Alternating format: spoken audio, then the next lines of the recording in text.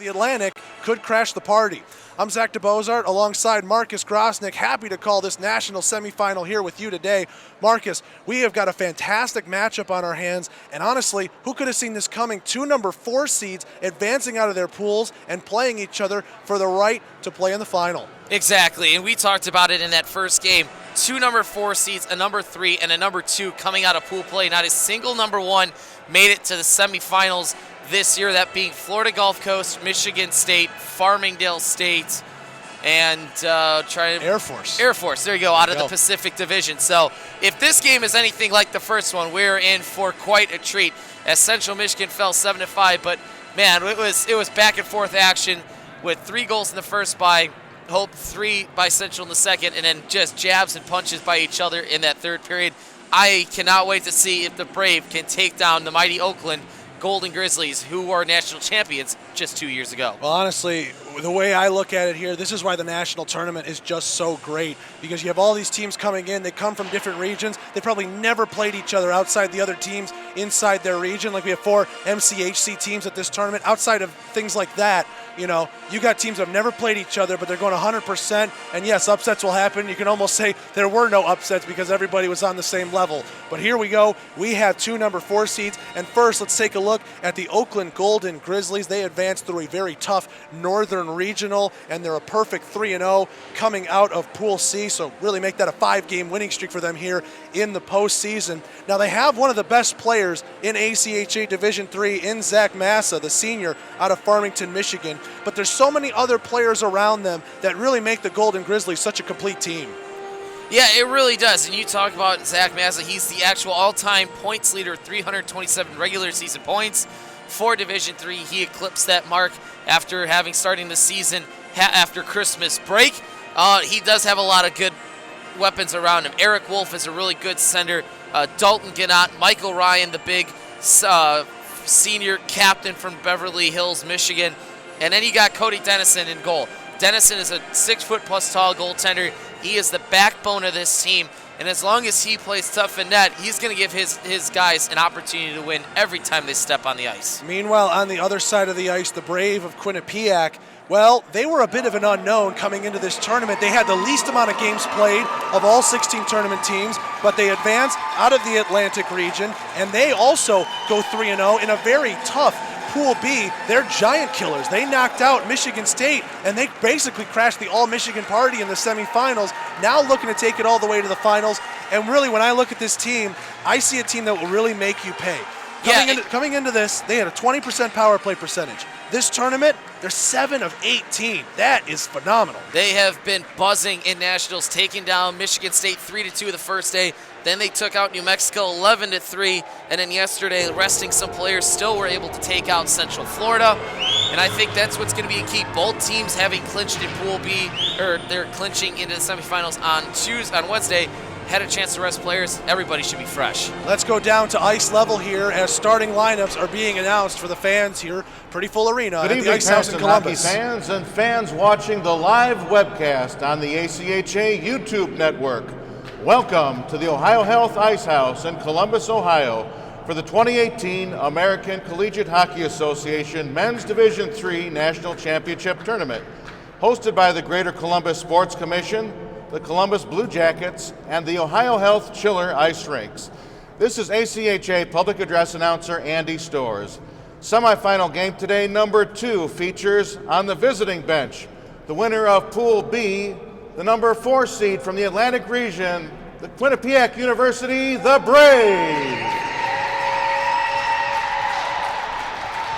And on the home team bench, the winner of Pool C, the number 4 seed from the North region, the Oakland University Golden Bears.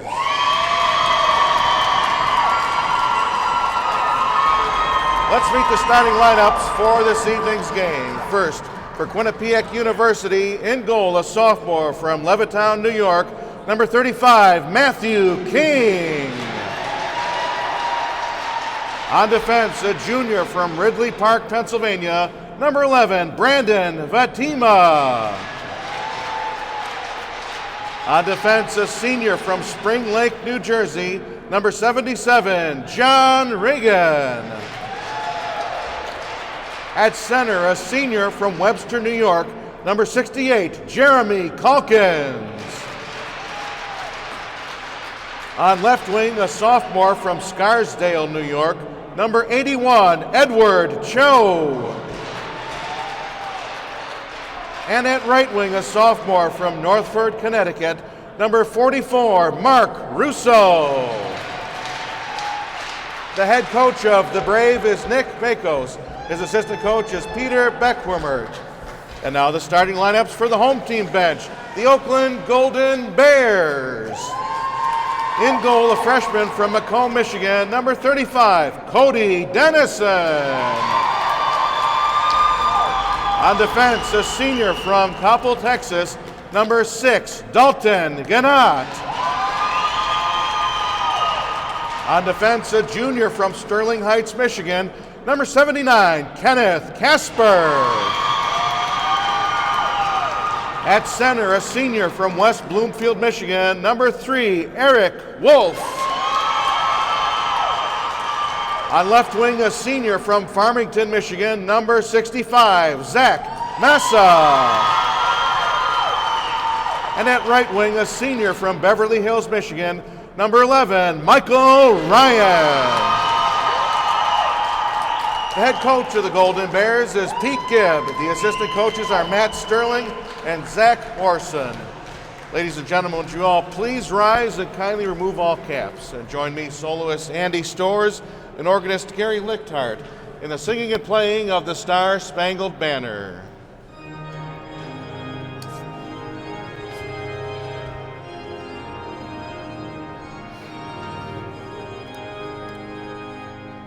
Oh, say, can you see by the dawn's early light what so proudly we hailed at the twilight's last gleaming, whose broad stripes and bright stars through the perilous fight o'er the ramparts we watched were so gallantly streaming, and the rockets' red glare, the bombs bursting in air, gave proof through the night that our flag was still there.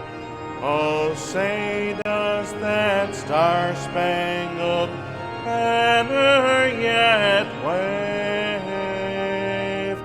o'er the land of the free and the home of the brave.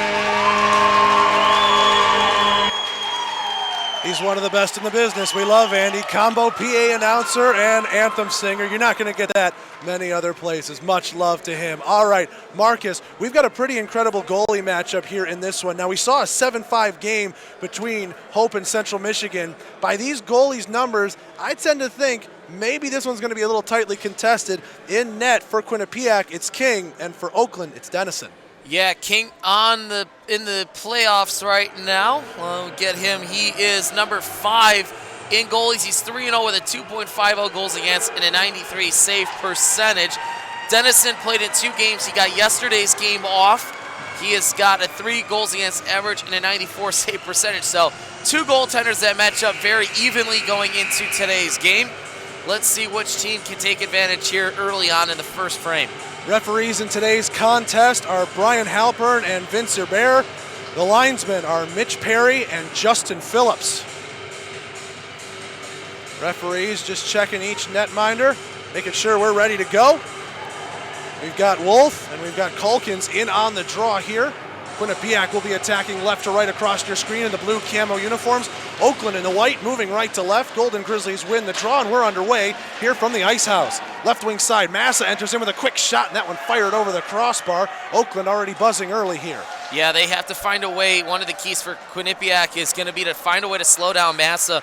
We talked about how much he scores. He is tied for second in the tournament right now with 10.7 goals and 3 helpers. Behind the net with this puck, it's Gannat. He leaves it, hits the side of the net. Calkins fires a shot, and that one going to miss wide on the short side. Held in at the left point by the Braves, stepping into a shot and going off the stick there. Vatima, that one stays in play on the high glass here at the Ice House. Down into the right corner, this one goes from the right circle, firing a shot blocked away there by Wolf. Wolf takes a bit of a hook and it goes back out to the neutral zone. Quinnipiac quickly touching up, and here comes Oakland the other way. Goods, cross ice pass. Kuntz is going to try and beat out this icing call. Here he does. Trying to center in front. That one goes off the stick of Jack Tufts. Into the corner, Kuntz picks his pack back up to the top slot. Gertz, chance, save made, and on the back door, Massa couldn't bury it. Wow, Matthew King, another dandy of a save as he threw. I think he got it with the paddle as Massa had a half of the net open, and King says no. Quinnipiac takes this puck out of their own defensive zone and left wing side with it. They come up with Chad Thompson. Thompson, and in on the offsides play here near side was James Stanger. Stanger not on the same page there with his other forward, and 18:42 to go in the first. We get our first stoppage. Couple of keys for Quinnipiac here to start the game. Key number one, as I mentioned, is going to have to be to slow down Zach Massa. You can't not eliminate him from the score sheet, just can contain him. Key number two is can control the tempo. Oakland loves to play a very high-paced, fast-paced game up and down the ice. You have to find a way to kind of slow that down, and that starts in the neutral area. Got a referee and a linesman here talking with the scorer's table. I think that's Brian Halpern who's trying to work something out right now with Andy, our combo PA announcer and anthem singer, and the rest of the hard-working folks in the ACHA down there in the scorer's table. Yeah, it looks like we got 5 Brave out there. Now they come over. I'm not sure what the whistle. I mean, the whistle was for an offsides on the Brave.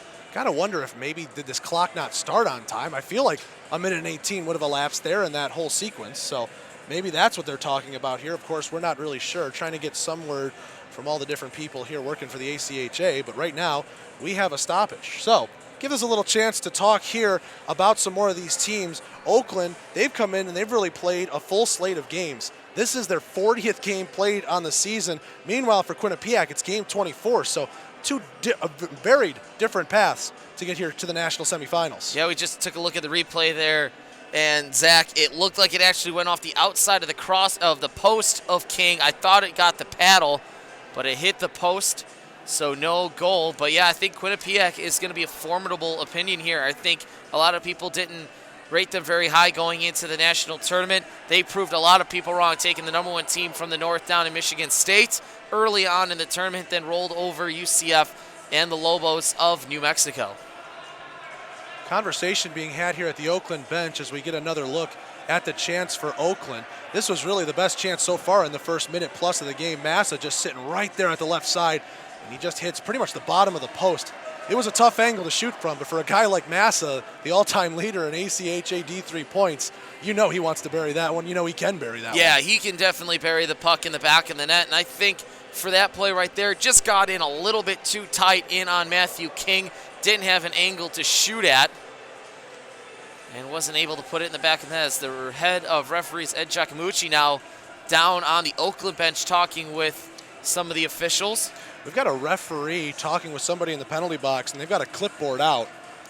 I wonder, is there a player in the wrong number in this? I think it could be Poulin and Sullivan. They this week wore 21 and 22. As opposed to 88 and 92 that we haven't listed here. Exactly, and I think that is why they might be having the stoppage of plays. Andy's down there with the clipboard, I think, going to get this thing all squared away. Nick Bakos, the Quinnipiac coach, now being asked to talk with the referee here to our left.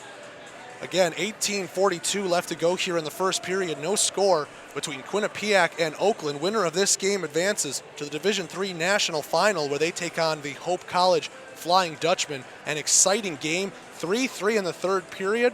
And it was funny, when I interviewed head coach Chris Van Timmeren of Hope, he said, I think this is going to be a tougher game and maybe only one goal gets it done. Well, 6 goals later, Hope wins 7-5 and out of that third period. We were talking in the broadcast, Sean Bednar and I, it was almost like a boxing match where, you know, Hope won the first round with a pretty good jab and some knockouts. And then Central came back in the second period, tied things up at 3, got themselves back in the matchup. Ultimately, it was Hope with the KO at the end of the game to get the victories. We're still talking down on the near side benches. The Oakland team that's going to be out on the ice, the Massa line, they're out skating around trying to stay a little loose. Quinnipiac here still surrounding their bench and talking with some of the officials.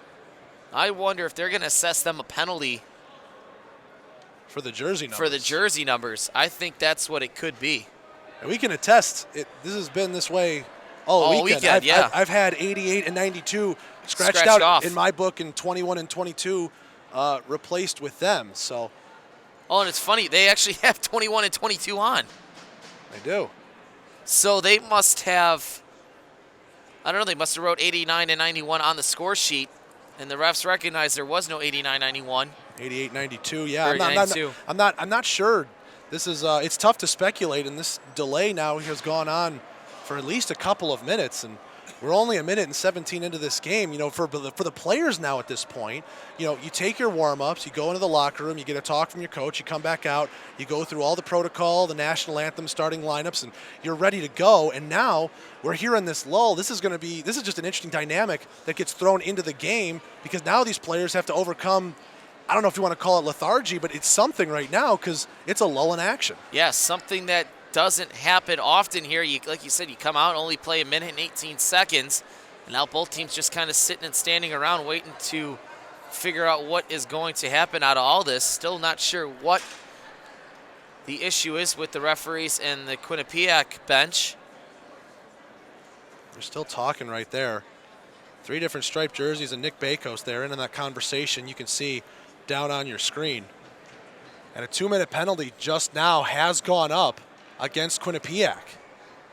So if this came as an administration issue, really, we would have to imagine, yes, it could be a numbering issue, as right now number 21, Jack Sullivan, is talking with one of the linesmen away from the play. You can see him right there on the middle of your screen. He is one of the players that we knew coming in had 21 instead of 92, 22 instead of 88. And, yep. You know, usually we get that, we cross it out, but maybe in this time they didn't mark it that way on the sheet. That could be a coach's error that's going to force a penalty kill here quickly in the first period. And Regan here is hot. He is not happy with the referee as he just saw the penalty go up on the board. Regan rather demonstrative there, the Quinnipiac captain, a senior out of Spring Lake, New Jersey. So we'll wait to hear the call from Andy, as he's going to probably give it to us here as soon as he closes the door. Faceoff's going to be to the right of King. Now, this is the second time Quinnipiac has taken a sort of strange penalty in this tournament. They started their game against Central Florida a man down for not following start game protocol in terms of starting lineups and national anthems. So, unfortunately, Quinnipiac no stranger here to the odd technicality rulebook penalties, but now Oakland here is on the first power play of the game, and it looks like we're just about ready to get this puck dropped. Kind of. Andy's still on the ice. And he's now on the ice. Yeah. He was in the penalty box. Now he's stepped out there. Quinnipiac sent 4 penalty killers out there. Oakland's got 5 Grizzlies out there on the ice. The faceoff is going to be to the right of King. Whenever we get this issue sorted out, it's certainly been a strange start here to semifinal number 2 at the Ohio Health Ice House here in Columbus, Ohio. I'm Zach DeBozart alongside Marcus Grosnick. Happy to have you with us on the call. And we promise as soon as we can, we'll get right back to the hockey action. All right, Andy's walking back in. I think we got everything straightened out now. Someone's going to have to go in the box, I would think, to serve this minor. On a twist of irony, if it's a numbering issue, you'd have to wonder which of the 2 would it be. Yeah. Eeny, meeny, miny, mo. Quinnipiac door is still open, and going in to serve it is number 4, Nolan Barrett, a freshman out of Westminster, Massachusetts. All right. So here we go. Crowd getting loud. We're back to playing hockey as Quinnipiac wins the defensive zone draw, and they'll shoot it down the length of the ice off the stick there of Christian Mineta. Zach Massa with this puck through the neutral zone, comes to the center ice, fires a shot. He whiffed on it there, and King able to corral it for the whistle. 18:29 left to go here in the first period. 13 seconds elapsed in the minor penalty to Quinnipiac. Oakland right now 7 for 16, 44% on the power play through nationals right now. Quinnipiac 7 for 11 on the PK, 64%. As soon as we get the PA announcement, we'll let you hear that live, as we're not entirely sure what happened, but Quinnipiac is on the penalty kill. Quinnipiac penalty, a 2-minute bench minor for illegal roster. Illegal roster.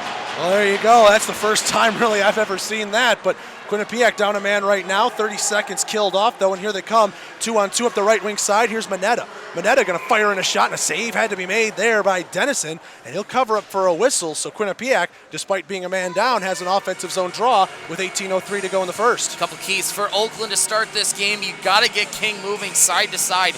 He's a really good stand-up goaltender, especially in the butterfly. So for you to get some chances, you got to get him moving into blue paint, as well as winning your D-zone faceoffs to set your offense up. Oakland wins the draw, and they'll look to set up a rush here on the stick of Dalton Gannat.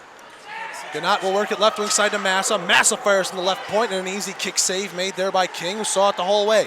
Massa has the puck again, comes out with it right wing side. Little give and go with a teammate, that's Wolf. And now through the center point, he fires a shot deflected there by a stick. Looked like that was off of Regan. And now a 3-on-2 rush for Quinnipiac. Left wing side, Cho trying to chip it inside, and Massa gets his body in the way and takes away the passing lane. 45 seconds left to go here in the Oakland power play. Left wing side with this is Michael Ryan. Ryan on the backhand, thought about driving the net. Now centers in front, and just missing the top right corner is Eric Wolf. Wolf has the puck again to the left point.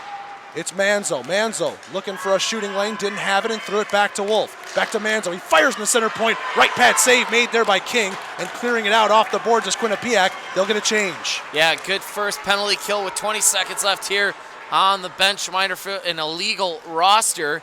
Quinnipiac doing a good job of clearing pucks out in front of King. 12 seconds left to go here as Oakland enters the zone, right wing side. Manzo fires a shot, and it went begging as Evan Grieg tried to get a stick on it in the slot.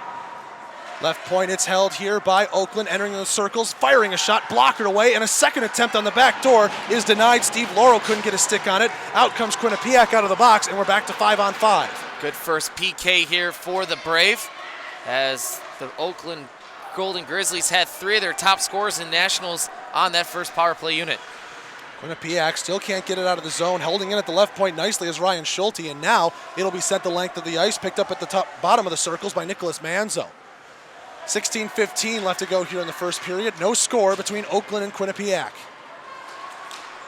Through the neutral zone, tipping it into the zone is Steve Laurel, and Laurel will pick it up, firing an acute angle shot left wing side, missed everything. Rims around the boards, and Goods has to pick up in the neutral zone. Oakland on the delayed offsides will touch up. King had that puck though as it was shot on net, and we get a whistle. 16 minutes left to go in the first period, and no score between the Grizzlies and the Brave. We've talked about the scoring, Zach, of Oakland. Massa, Ryan Wolf, all in the top 13 of scoring. Edward Cho is the only one in that list. They've had a lot of good balanced scoring for Quinnipiac. They have not relied on just 1 or 2 guys. They have spread it out across all 4 lines. Up the right wing side, chipping it into the zone here. That's Dixon, and he'll go into the left corner, picked up by Oakland. Big hit put on there by one of the Brave as the puck squirts out to the neutral zone. Found here on the right wing side by Miller. Miller takes a hit from his efforts, and it goes all the way back into the Brave zone. Miller first in on it, but it centers in front, and King had to be on top of his crease to knock away the chance.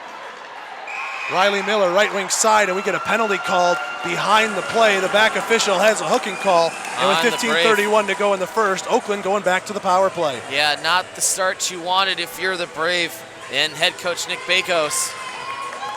Let's see who they're going to get. Looks like number 8, Connor Dixon, I believe. Number 8 is in the box, and it'll be a hooking call. 15:31 left to go here in the first period, and Oakland already on their second power play of the game, 0 for 1 previous. Kuntz tries to tie up on the draw, going to Wolf, left wing side. Now back to the right point. Massa fires a shot and a left pad save made there by King. Brave had the puck at the hash marks, left wing side. They'll fling it down nice. A stretch pass hit Joe's stick, but he couldn't corral it, and Gannat will find the puck. Massa couldn't hold it at the neutral zone, and Quinnipiac sent it the length of the ice. 20 seconds already gone in this Oakland power play. Gannat tried to pass there into the neutral zone. He completely whiffed on it. Cho nearly picked up that puck, and now bailing out Oakland is the captain, Michael Ryan. Ryan with this puck, right wing side. He enters the zone, evades a stick there from Cho, goes behind the net, emerges on his forehand, left wing side. Gets a huge hit as his counterpart, number 11, Vatima, put him into the boards. Now Ryan fires from the left side, and a post right there. Shot coming in, save made. It was blocked there by Vatima, sliding to the right wing side, and King finds it on his post and covers up for a whistle. Very thankful of his defense right there is the sophomore netminder. Man, have the Oakland Golden Grizzlies had some chances early on in this period. 2 posts already. King making himself look tall, and Vatima helping his goalie out as well, clearing that one off. And off that post, I believe it actually hit the referee down low, and that's why Oakland had the puck back so quickly in a good position, but they hit the pipe. 1 minute remaining here in the Oakland power play. From the center point, this is Manzo. Manzo drifts left, fires a shot, blocked away by the Brave before it reached King. Grieg with this puck, cycles it around the left wing side, and it's found here by Laurel. Laurel back to the right point for Dennison. He goes D to D. Manzo thought about a shot going left wing side to Goods. Goods from the top of the circles, back to Manzo. He has to kick it to his stick, lost his shooting lane. Now right wing side, Dennison fires a shot, pad save made there by King as he kicks it into the near corner. Behind the net it goes here for Grieg. Grieg back to the right point, Dennison. Manzo wants the puck and he gets it right there at center point. Holds in with 20 seconds remaining on the power play. Firing a shot. King had to see it through traffic, but it missed wide. Hit behind the net as Laurel puts his man on the ice. Quinnipiac going to come away with the puck, though, and they'll shoot it the length of the ice. Dennison will pick up for the Grizzlies, but 5 seconds remaining. Quinnipiac kills another. Yeah, great PK there by the Brave as Grieg was setting himself up front. King makes the save, and then he had to cover. Didn't have it all the way. And Fatima just put a big hit there into one of the Golden Grizzlies. That's Dominic Najar. And the teams are going to gather to talk about this one. Najar and Regan right now are at each other's throats right behind the net of King. Linesmen are intervening right now, trying to separate all the bodies. Here's the chance once again, the post, and then it stops right there, and Kuntz just missed the net. It was a great sliding effort by Fatima. He made the block. Not sure if it would have gone in anyways, but Fatima, good hustle play right there to keep this game at 0-0. Yeah, we're going to get a penalty here on Andrew Barry. And does Quinnipiac have one to match? Yeah, that's I the believe question. so. They do. It's Brandon Fatima. So we'll skate 4-on-4 for a couple of minutes here. 13:27 to go in the first period. I'm going to guess 2 roughing calls after the play. It's a solid guess. And we'll hear that from Andy once he gets on the PA. King has yet to return to his net to our left. Quinnipiac and Oakland each have 4 skaters out there. And Fatima, 2 minutes for roughing. Oakland penalty called a number 4. Andrew Barry, 2 minutes for roughing. So there you go, 2 minutes for roughing each way. We skate 4-on-4, and now we have a case of a missing netminder. We don't know where Matthew King went. I think Quinnipiac has taken their timeout already. I think they're taking their timeout. I thought I saw the ref go T to the other side. So it'll be a timeout by the Brave. We got All right, yeah, timeout Quinnipiac here. So once again, we have another stoppage with 13:27 to go in the first, and we have 4-on-4 coming up here for 2 minutes. This game, look, I've had a lot of stop-start games in my hockey career. I'm sure you have too, Marcus. This one takes the cake, though. We had the illegal roster penalty about 1:10 in, and now Quinnipiac, in a strange move, 6.5 minutes in, already burning their timeout. Especially when you only have 3:27 left until you get the media timeout, where you wouldn't have to burn it. As we see Matthew King emerge out of the bench there. He's now back out onto the ice. We don't want to speculate. Maybe the timeout was about him because teams were ready to skate 4-on-4 and Quinnipiac didn't have a netminder. Could have been an equipment issue. Could have been. Could have been an issue of nature. We don't know. Could be. 4-on-4 hockey for 2 minutes. D have the forwards. Forwards have the Ds. Man-on-man coverage here. Let's see if Quinnipiac can get some sustained pressure with a little bit of extra ice. Wolf has this draw here for the Grizzlies, and Kusich has it for Quinnipiac. Wolf wins it to the red line. Oakland will shoot it in here on the 4-on-4. Brave have this puck, but they lose it at the right point. Massa with it on his backhand, dances around a man, and then he takes a hit at the half wall. Still with the puck, though. He gets it to the top. Ryan with a shot and a pad save made there by King. Quinnipiac takes the rebound. They'll send it out to neutral ice, and it hops over the stick of Ryan. Won't go for icing as it's touched up here by Cody Dennison. Yeah, good clear there by the Brave. Just able to chip this one out right in on goal. Force Dennison to make the save. 90 seconds left to go here in the 4-on-4. Right wing side with this. Massa enters for Oakland, trying to send it in front. Ryan had his stick lifted there by Regan. Regan spins back and now will go behind the net for his D partner. He gets it back with 12:40 to go here in the first period. Quinnipiac here trying to run the four corners, and now left wing side they come up with it with Thompson. Thompson trying to go 1-on-2 against the Oakland D. Great poke check right there by Manzo to take it away, and now Wolf the other way as a 2-on-1. Left wing, Wolf on his forehand, fires a shot and a blocker save made there by King. Good anticipation there, Zach, by King with the blocker. Thought he was going to go, guessed right and made the save. Goes to the near wall, held in at the left point there by Goods. It'll go around the net, back to the right point here, and it's found by Manzo. Manzo at the right point to Massa, trying to go cross ice, intercepted there by Kusich. Kusich will just send it high. It won't have enough for icing. Good touch on that one, and the Brave will change. 35 seconds left in the 4-on-4. Yeah, good play there just to flip it out by the Brave, get some fresh legs out onto the ice. Brave see what they can do. Brave hold that puck in, but Manzo with it here at the bottom of the circles. He retreats back behind his net, and now there's 20 seconds remaining here in the 4-on-4. Manzo spins back again. Quinnipiac hard on the forecheck here with the 4-on-4. We're now down to a dozen seconds left. Manzo again will spin around. This time he comes up right wing side, gets to the neutral zone. Now the red line. It's poked off his stick, and back the other way comes Riley Miller. 1-on-1, trying to go against Goods. Miller fires a shot, blockered away there by Dennison, and we're back to 5-on-5 hockey.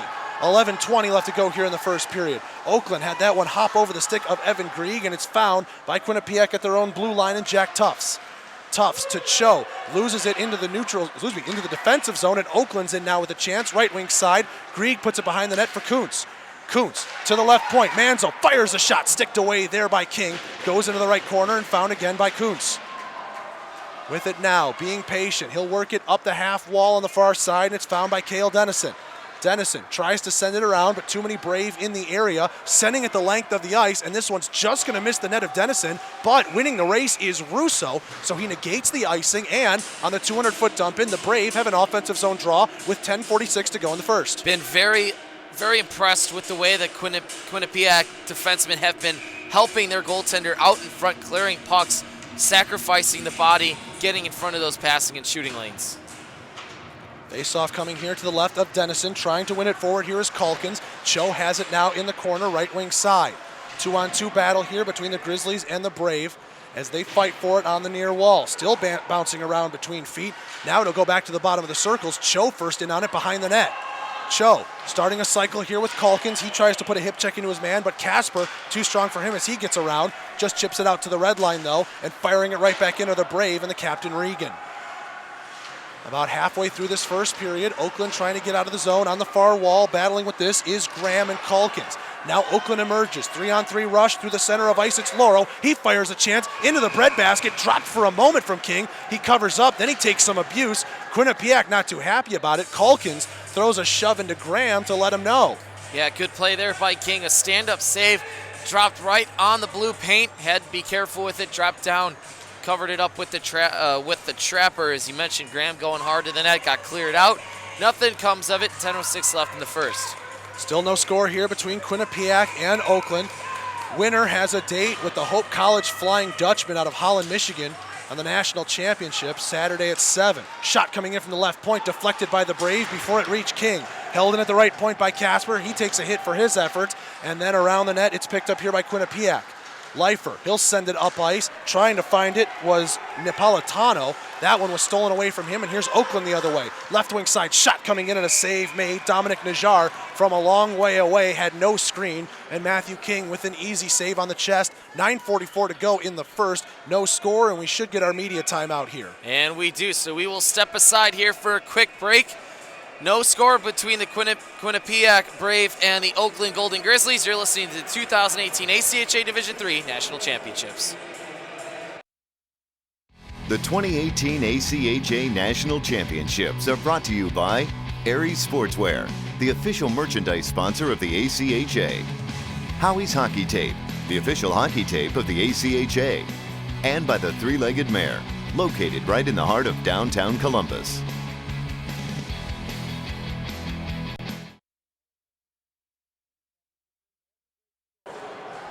And welcome back here to the Ohio Health Ice House in Columbus, Ohio. site of the Division III ACHA National Semifinals and Finals. We're in the middle of semifinal number 2 between a couple of number 4 seeds, the Atlantic number 4 Quinnipiac and the North number 4 Oakland, scoreless with 9:44 to go in the first. I'm Zach DeBosart alongside Marcus Grosnick. Certainly been an interesting first half period, Marcus. It surely has, Zach, and Oakland has had more of the offensive zone time here halfway through the first period. Got to give props to Matthew King. He has made a lot of good saves. He's had a lot of good help as well from the defensemen. If you're the Brave, you have to find a way to get through the neutral zone without any kind of trouble to set your offense up. That's where they were successful in pool play, and that's where they have to be successful here tonight. Quinnipiac wins this draw, and at the bottom of the circles, Leifert tries to send it out to the neutral zone. He will. It's found by Goods at the red line. Right wing side, a cross-ice pass, fighting around for it, a couple of different players. And now here comes Napolitano the other way for the Brave. Napolitano to Barrett, he chips it into the right wing corner. Brave trying to get on it there. Goods will send it around the boards and take a big hit behind it.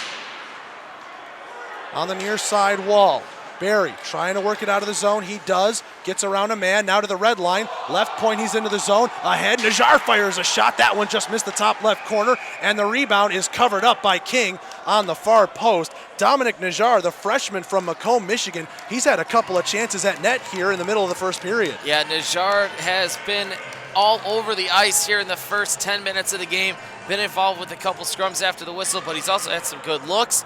Matthew King continues to impress here at Nationals as he has looked sharp through the first 10 minutes and 53 seconds. 9 minutes left to go here in the first period. At the blue line, a bounce going to go Stanger's way, and Stanger lost the puck there, and the Oakland D picks it up. Massa gets tripped up here, but no call coming through the neutral zone. Big hit right here in front of the scorer's table as Manzo sends it into the zone, left wing side for the Grizzlies.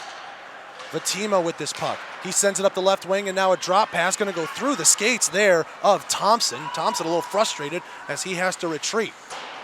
Oakland D go back here behind their own net. Gertz playing a little catch with Manzo behind the goal line.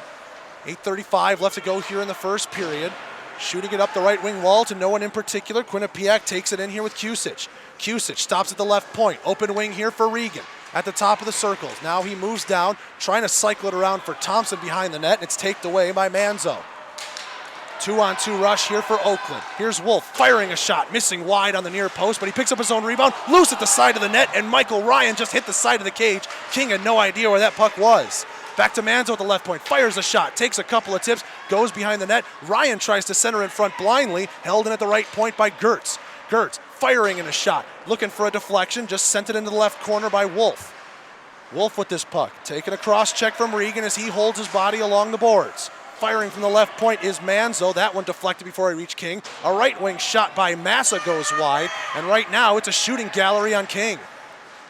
But nothing's gotten through to him yet, Zach, either. They have had a lot of blocked shots, and they've also thrown a lot of the shots just wide of the net. Hit right there from Regan, and Regan put Manzo down. Looked like a questionable hit, no call coming. Regan got some abuse, and his stick and glove are currently on the ice in the Quinnipiac zone as he changes. Full yard sale out in the Braves off the defensive zone. Vatima with this puck. He enters in right wing side on his backhand, trying to fight through Gertz. Vatima centering in front. They score! Quinnipiac draws first blood. It's Connor Dixon left all alone in the slot. And it's Brave 1, Oakland 0, 7:12 to go in the first period. You know, I was going to say, which team is going to make a mistake? And it's Oakland. Cough up the puck in the neutral zone. Connor Dixon gets set up. I didn't see who it was. Here we look at the replay. The Brave go in deep. It's Vatima setting up Dixon, and nothing that the goaltender Dennison could do. And oh boy, the Brave playing most of the time in their own zone, find a way to draw first blood. And unfortunately for Oakland, that was a breakdown of a family affair. Cody Dennison had nothing to do on that shot because Cale Dennison lost his man in the slot, it looked like. Quinnipiac, the quick 1-0 lead with 7 minutes to go in the first period. They try to enter the zone, but Kuntz takes it back the left wing side. Here's the goal call. Unassisted at 12:48. So an unassisted goal there. I think Brandon Vatima might have gotten a helper on that. We'll see if they correct it. The replay certainly indicated that. Now Oakland sends it the length of the ice. This is going to go for icing as it's picked up by Jack Tufts, and we get a whistle. 6:44 to go in the first. Oakland a little bit on the back heel. They just let in the goal, and now they can't change. Yeah, Oakland just on their heels just a little bit here. Dixon gets the first goal with the icing, as you mentioned, Zach. Can't change. The Brave get a fresh set of legs out there, as they've actually sat 9 guys yesterday to get themselves ready for tonight's game. At the left point, can't be held in here by Prada. He comes back out to the red line and will just send it in. At the blue line, Dennison sends it back, delayed offsides. Brave touch it up, and now on the near wall, Cho trying to work here on Casper. Casper gets it to Kuntz, left wing side. It's a 2-on-3 rush. Kuntz tries to dance around a man, and Tufts with the good positioning takes it away from him. Tufts trying to fight through a hook there from Kuntz, gets it out to the neutral zone. Calkins trying to bounce around a man. He has it on his backhand, sends it in left wing side. Cho looked like he got interfered with there, but no call coming from the referees. Cho goes down again as now Ganat gets involved behind the play. Oakland dumps it in, and King bats it away with the glove hand to the corner. Through the neutral zone with this puck, it's Neal. Neal, right wing side, trying to take on the Oakland defense as the Brave complete the change behind this. Left wing side, centering in front, too long for Neal, and now here back the other way comes Marcinkowski.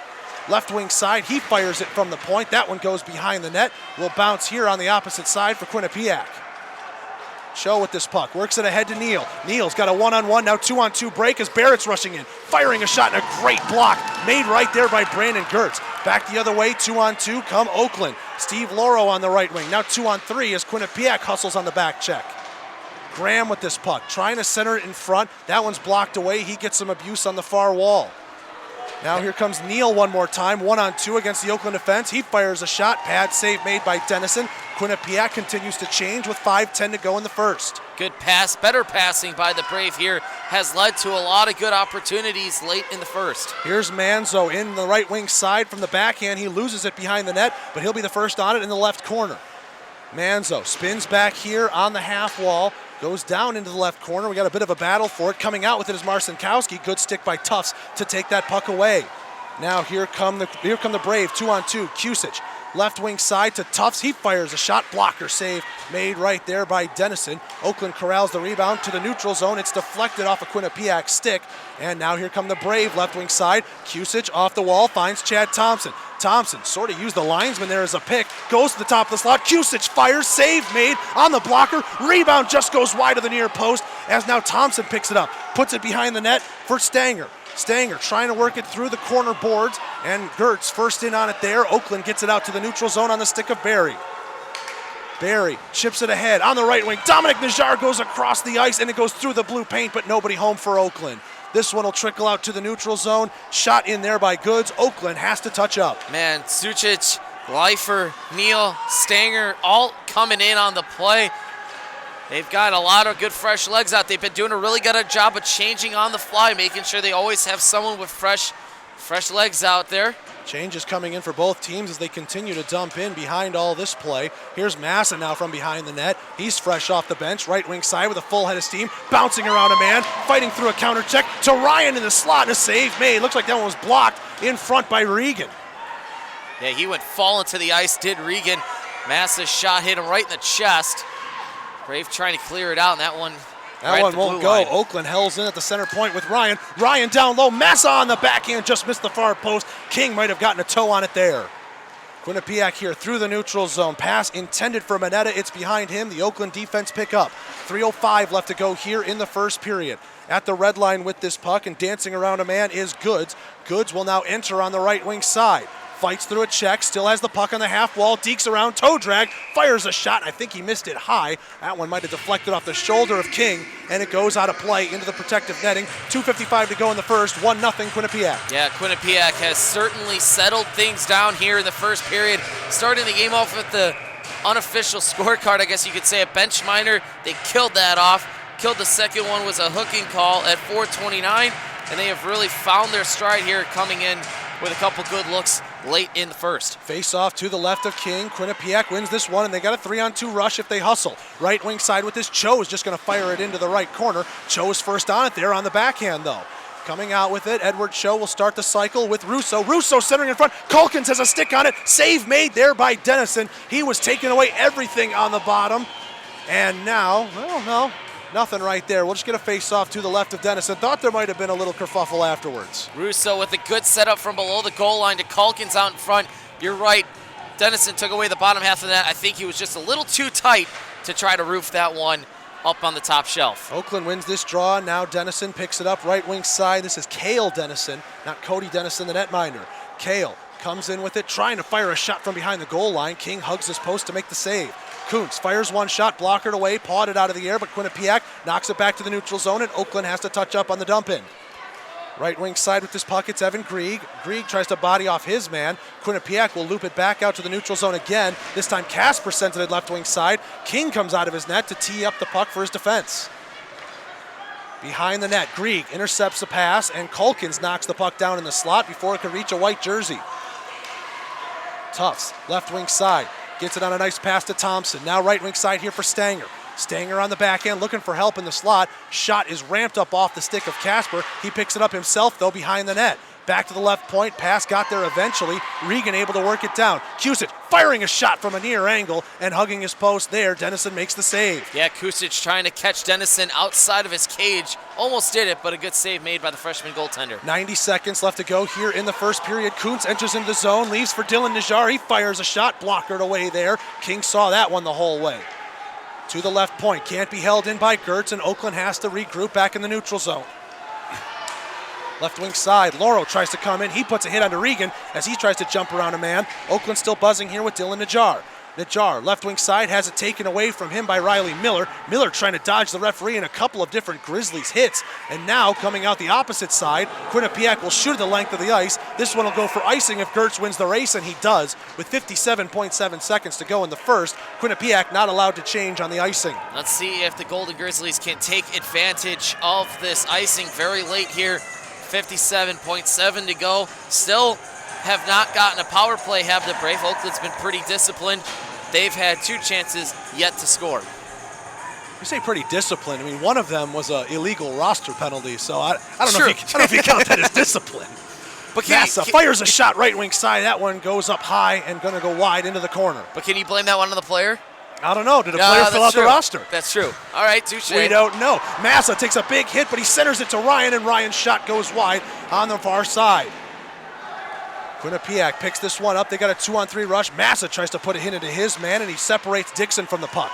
Here comes Ryan with it. 33 seconds left to go in the period. Ryan on the backhand. He centers it in front. Nobody home. Quinnipiac and Dixon just able to get it out to the neutral zone. Calkins clashes sticks, but Eric Wolf picks it up for Oakland. 20 seconds remain here in the opening period.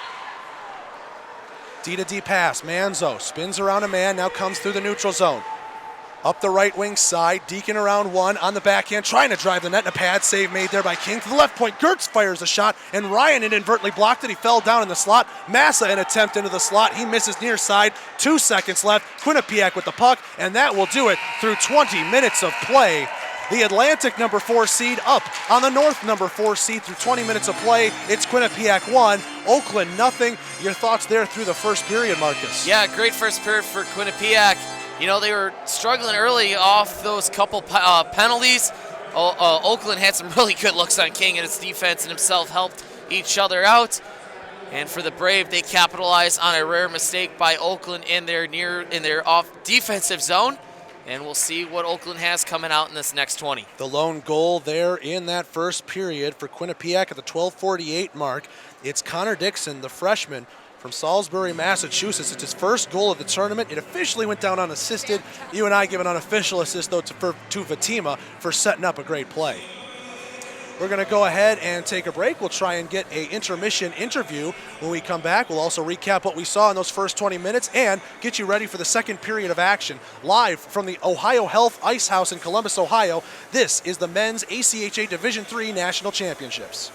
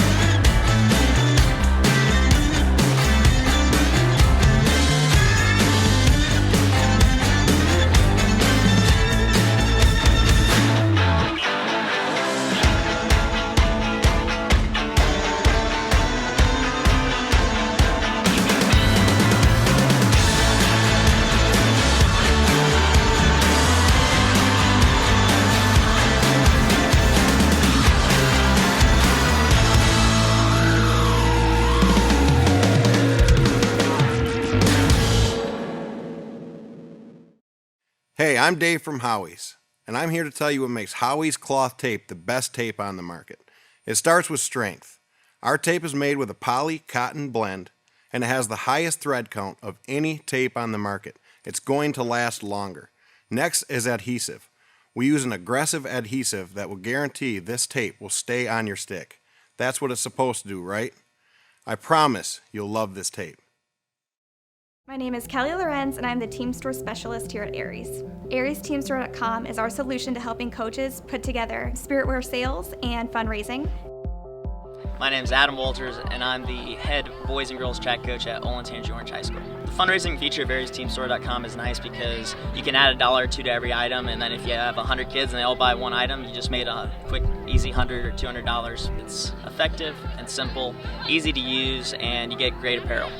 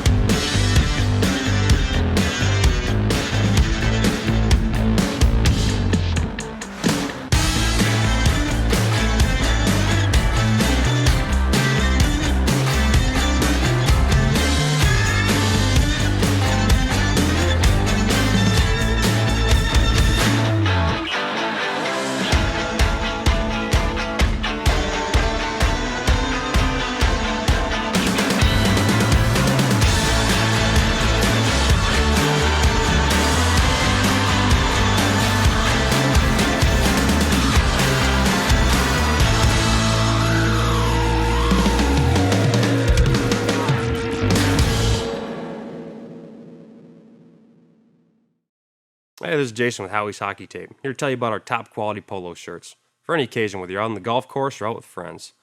Our dry fit polo will keep sweat away from your body and keep you on your game. Stay dry, cool, and looking good with your Howie's polo.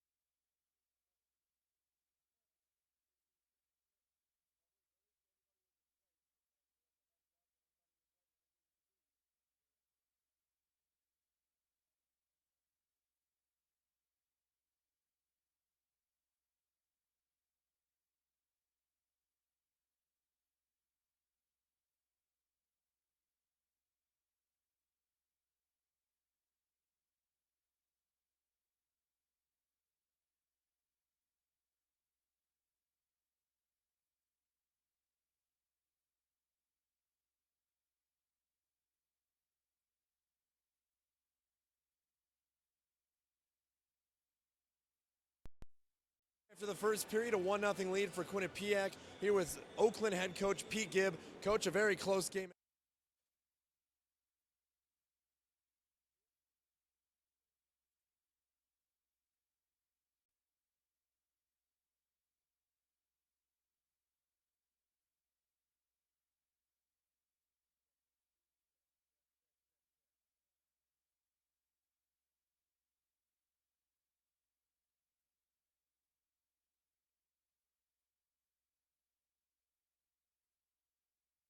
And that was Sean Bednard talking with Oakland head coach Pete Gibb. The Golden Grizzlies are down 1-0 through 20 minutes of play here in the Ohio Health Ice House in Columbus, Ohio. Quinnipiac's goal coming at the 12:48 mark. That was from Connor Dixon, the freshman from Salisbury, Massachusetts. We're going to take another break, and when we come back, we'll have the second period call for you, myself and Marcus. It's Quinnipiac 1 and it's Oakland 0. This is the ACHA Division III Men's National Championships live from Columbus, Ohio. For the first period, a 1-0 lead for Quinnipiac. Here with Oakland head coach Pete Gibb. Coach, a very close game after one period of play. What are your thoughts? You know, we weren't moving our feet. We were coasting. We were holding on to the puck way too long. We kind of allowed them to dictate the play, and we're not the drivers here. We're a lot of passengers right now. And you know what? They're a good, skilled team. We got to be a lot better if we want to win this thing. Right now, it seems like they're doing a good job of knocking down a lot of the chances on your forecheck after you guys started off very well. They kind of took over in that last part of the first period. What are you guys going to do to respond to that? I think we just need more energy. We just haven't brought it yet. We need to match their intensity level and go above it. We're getting some good looks. We had some great chances. Their goalies made some nice saves. We just have to stick to it and play Oakland hockey. You guys came into this game on a real hot streak, decimating your foes in your pool. How do you ride that momentum going back into this second period, knowing what you guys have been able to do in the tournament? Yeah, we just have to remember what works. Honestly, the last 6 games we've played, and now 7, we've been down 1-0. So it's really nothing new. We just got to keep our composure and go to work. Thanks a lot, Coach. We'll talk to you later. All right, thanks. We're now going to head back to the broadcasters for second period action here on the ACHA D3 Nationals Broadcast Network. She's got to shoot it. And she hits it. Are you ready, Columbus? Then join us for the debut of the NCAA Women's Final Four at Nationwide Arena. Get ready to see it all, do it all, and go for it all. March 29th through April 1st.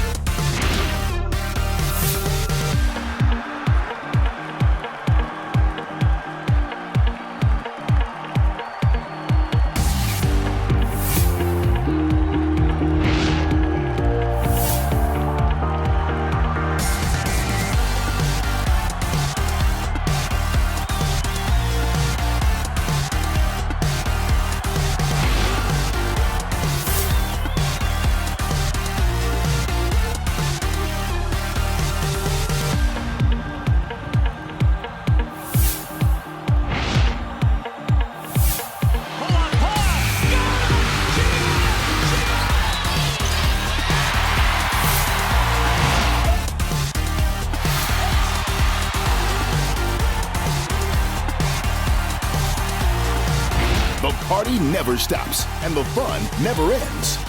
Join us all weekend long. Visit ncaa.com/Women's Final Four today.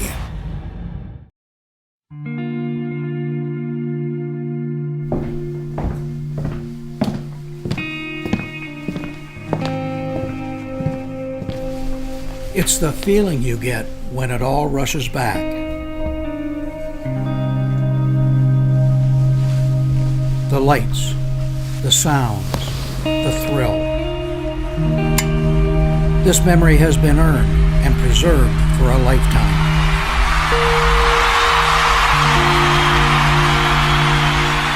Every ring has its story.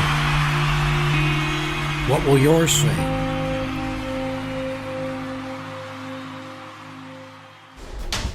For over a century, Columbus has had an appetite for sports. As our city grew, so did our ravenous hunger for more. More sports, more of the time. And not just the mainstream, we wanted it all. A sports city founded on determination, focus, strength. We were never mediocre, and to this day, we never settle. We're a bunch of sports-crazed, competition junkies dying to sink our teeth into whatever game, match, tournament, league, or season thrown our way. You see, Columbus is full of passion. Passion for all that sports embody.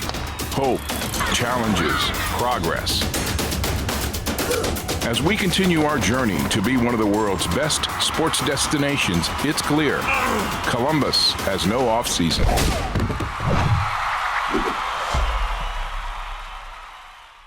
And we're back here at the Ohio Health Ice House in Columbus, Ohio. 1-0 Quinnipiac after 20 minutes of play. Time to take a look at some of the highlights from the first period. This one is the one that Massa had as he was right in on the goal line, and King makes a great save. And then Zach, this is where he gets some help from his defense. Yeah, right here, Vatima just sliding across. I go back and forth. That puck may or may not have been going in, but good hustle play by Vatima. And now Vatima here setting up the goal. Yeah, I don't know how he doesn't get an assist on that. Vatima sets him up beautifully. Connor Dixon, you're going to get another angle on this goal as it just goes through the 5-hole. Dennison has no chance. And right here, you'll see if you follow in at the slot, he just finds a little gap in coverage, and that's Dennison right there, Cale Dennison, just sort of slapping at his stick, trying to tie it up, but it did not work, and the freshman breaks the scoreless deadlock, and that's how we sit at 1-0. All right, time to go take one last quick break before the start of the second period. You're listening to the 2018 ACHA Division III National Semifinals.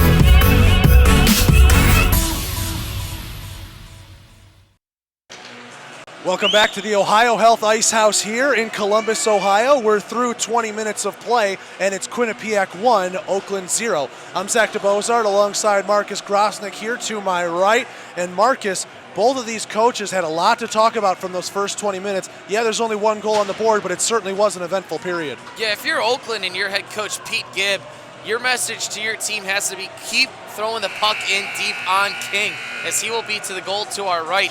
You have to be able to get shots, as they have. The defense has done a good job of helping King out, clearing the puck. If you're Quinnipiac, you just have to continue to get pucks in deep. Their puck pursuit, puck control was a lot better at the end of that first period. Dalton Gannat with some final instructions there for his netminder as he's late to the faceoff, but Oakland wins it, and we're underway here in the second period.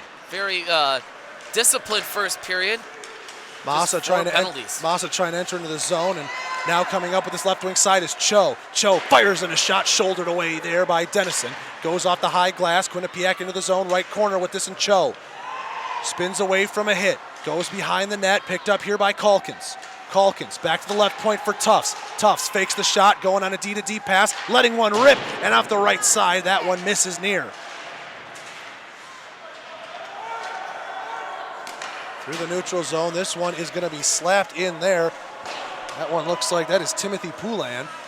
And now here's Massa on the right wing side. Massa to Ryan, just in onside, but Quinnipiac will work it around. Stanger with this puck. Stanger trying to dance around a man. He falls down, but gets right back up and has it through center ice. Stanger lets one rip. Save made there off the glove hand of Dennison. Into the corner with this puck. Casper sends it out to the neutral zone. Back to the red line, and Vatima fires it back in for Quinnipiac. Teams are changing a bit behind this as we're a minute into the second period.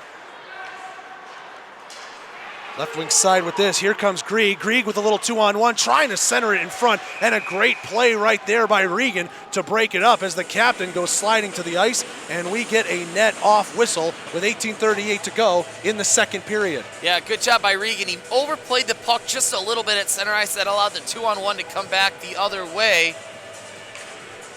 And then he went hard to the net, did Chad Thompson, who's the one that knocked it off the moorings. Face-off coming here to the right of King. Oakland trying to win it forward with Kuntz, but it'll go into the corner, and the Brave paw it down, and that's a hand pass. As touching that puck was John Regan. That's an ACHA rule. Even inside your own defensive zone, you're not allowed to pull off a hand pass, so we'll try it again in the Brave D zone.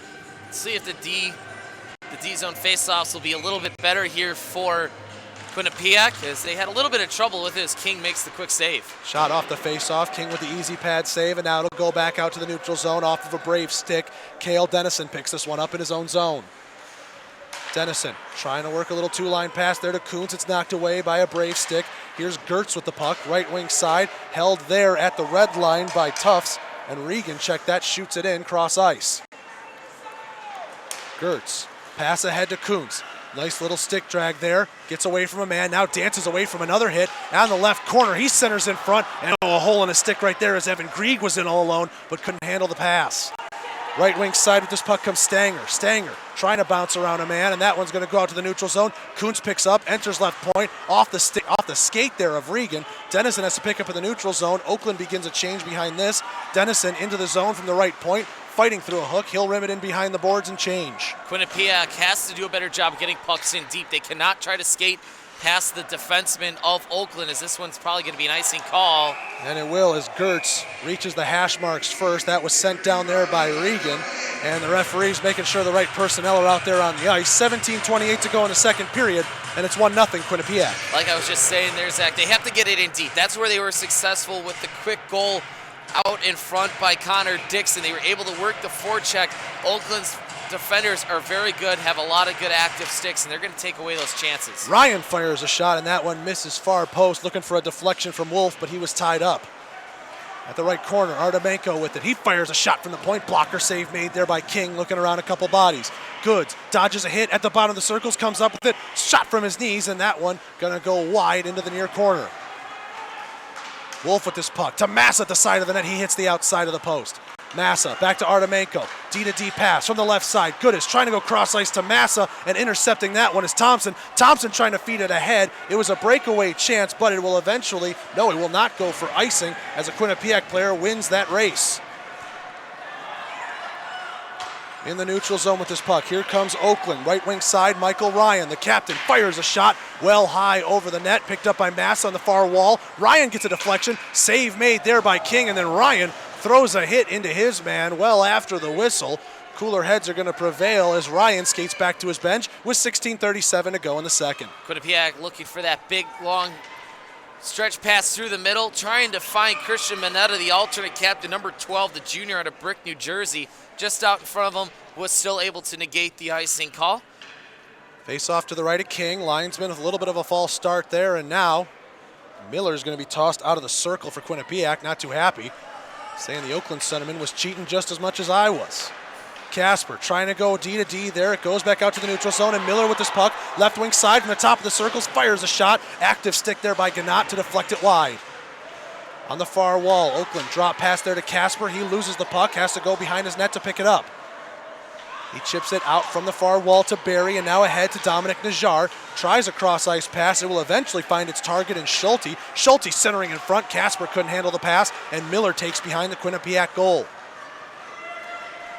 Here's Cho with it. Right wing side, gains the red line, shoots it in. It's gloved out of the air by Gannat, and now left wing side, a cross-ice pass. Found there by Schulte, but he had a hole in his stick, and it'll be picked up again by Dominic Najjar. Just seems, Zach, that Oakland has not had the good crisp passes that they've had through the first 3 days of pool play.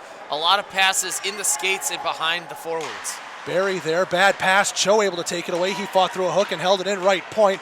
Intercepted by Barry, can't get it out though as Cho holds in at the right point. Firing from the right side circle, save made there by Dennison. Going off for a change there, that's the goal scorer Dixon.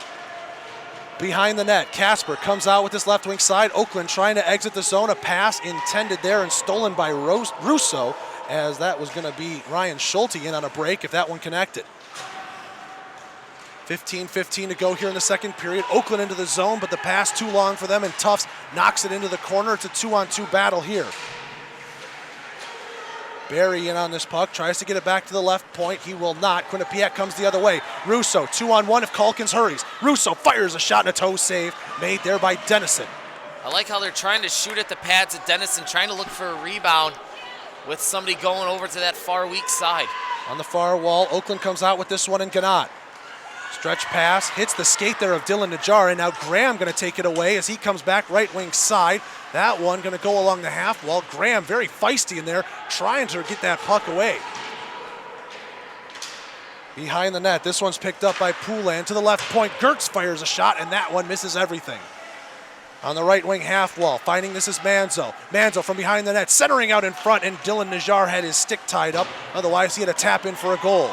Dylan again with this puck behind the net. fighting off a hit from Tufts. He centers in front, nobody home for Oakland, and Manzo not able to corral it at the point. Oakland has to touch up here as they go in through the neutral zone. Best shift of the second period for Oakland. Good sustained pressure for almost a good 2 minutes there in front of King, and finally Quinnipiac able to clear it out. Tufts clears it out. Oakland again shoots it in right wing side, this time with Manzo on a cross ice dump.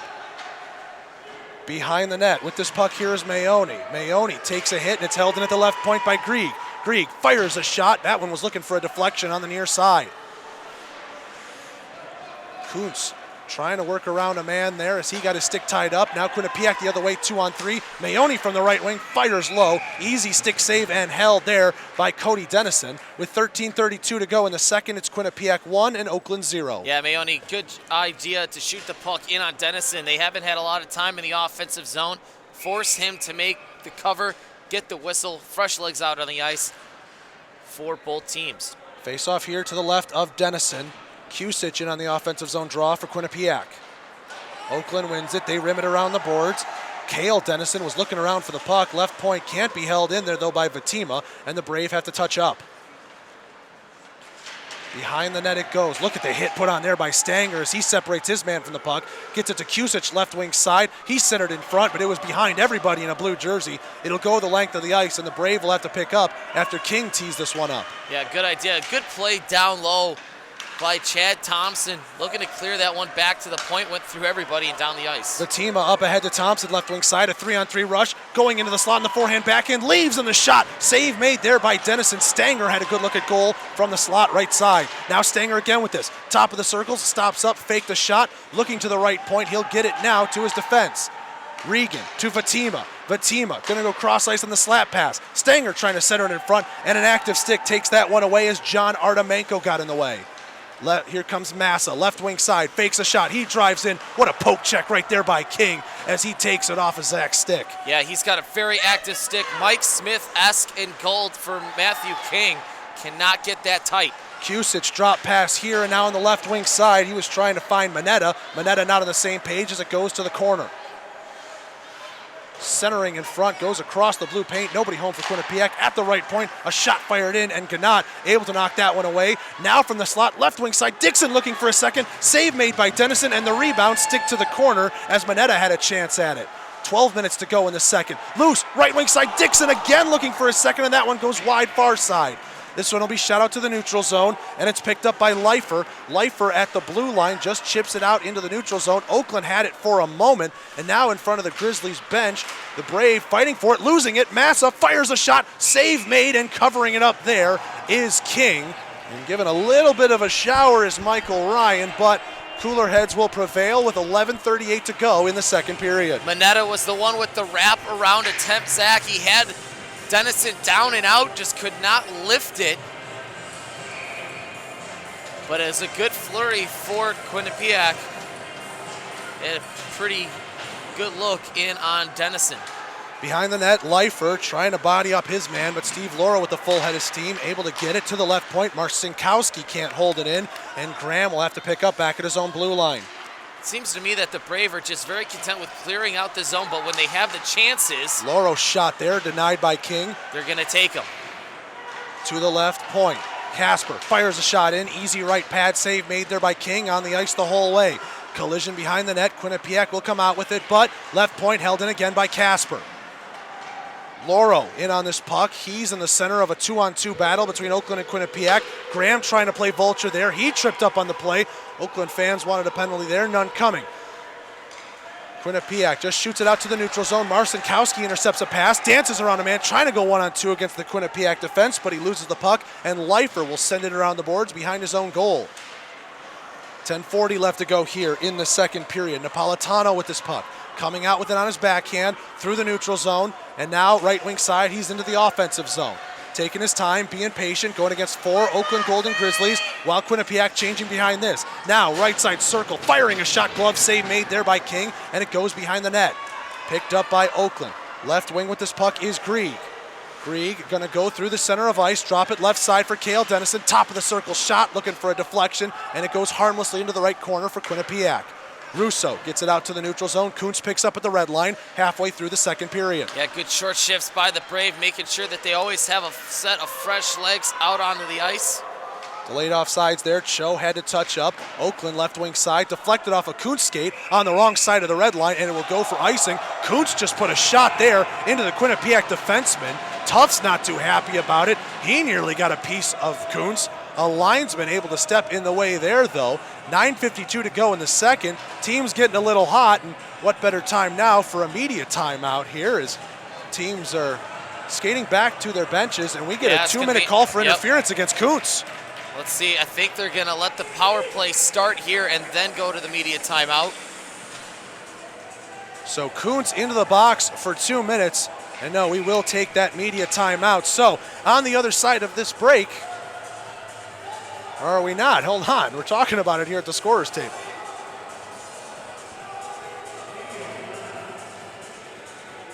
All right, we will take that media timeout. Maybe? I don't know. Maybe, they just announced it. Let's see here. Eeny, meeny, miny, mo. All right, I guess we're playing on. 9:52 to go in the second, 1-0. Quinnipiac with the lead and the power play. This is their first opportunity of the night. D-to-D pass to Vatima. Vatima going to go to the center point. He's looking around. Oakland not showing him any pressure. Firing a shot, ramped up off a couple of sticks, and wide to the far post. Behind the net with this puck, Mineta rims it around the boards, held in at the left point by Kusic.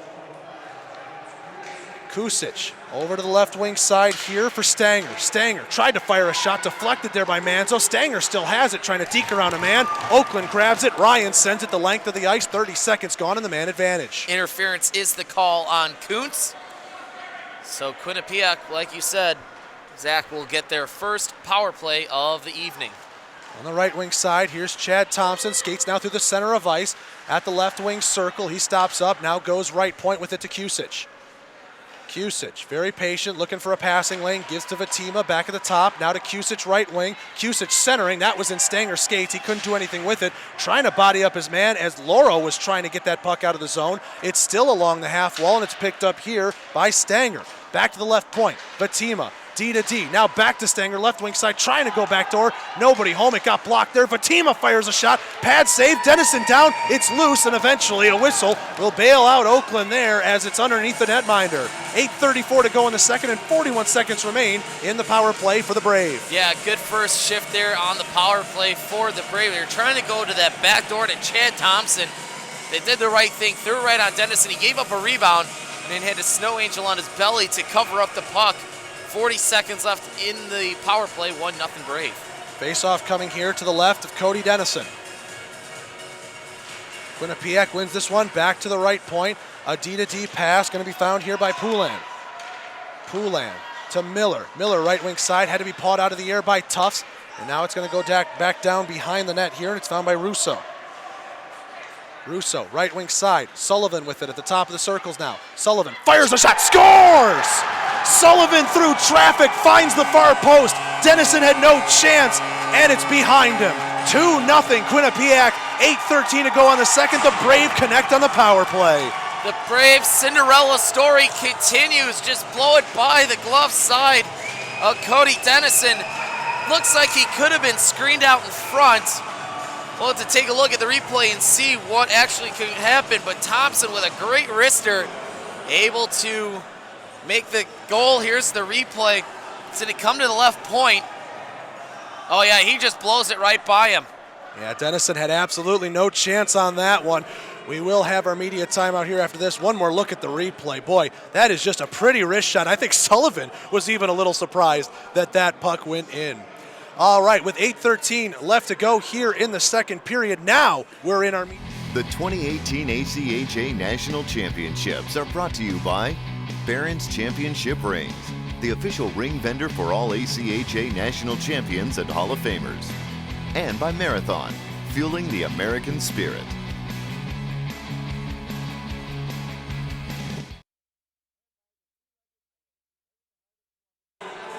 Welcome back to the Ohio Health Ice House here in Columbus, Ohio. 8:13 to go in the second period, and the Brave 2, Grizzlies 0. Midway through the second period here, Oakland fans in a little bit of shock. Both of these teams were undefeated in pool play. Oakland look a little bit maybe more the better team, but Quinnipiac, they were giant killers against Michigan State. Maybe they're giant killers again here against Oakland. Yeah, and you hate to say, giant killer is Oakland. Yeah, they came in ranked number 4. First time they ever had to go through the regional to get to nationals. 6 straight years in the tournament. They were champs 2 years ago. So the pedigree that Quinnipiac is going up against is some of the best over the last 5 seasons. Here's the goal call. Jack Sullivan, assisted by number 67, Jack Tufts at 11:47. So at the 11:47 mark, it is Sullivan from Tufts. Sullivan, his first goal of the national tournament, a freshman from Danvers, Massachusetts. 7:50 left to go here in the second period. Grizzlies in the zone. Pass back to the point, though, able to be deflected by Quinnipiac. Out inside his own defensive zone here. Massa will send it cross ice. Delayed offsides here against Oakland. They can't pursue the puck. Vatima will send it the length of the ice. That one will just miss the net of Dennison and will go for an icing call. Looked like that was an intended play, a little 150-foot dump in. Yep. Instead, it's an icing against the Brave. Sometimes you win, sometimes you lose on those kinds of plays. You have to make sure you get it in on the goaltender. That time it did not. It will be an icing call. Maybe next time you look at trying to send that one off the half boards and back out to neutral zone. Face off to the left of King. Oakland wins it back to the right point, held in by Casper and rimmed around the boards. Wolf can't get to it there, though, and Cho knocks it out to center ice. Gannat with this puck. High looping pass there off the slapper and intercepting it. Calkins just grabbed it out of midair. Left wing side, here comes Cho. Cho spins back onto his forehand, now to his backhand, centering in front for Calkins, and a save made there by Dennison.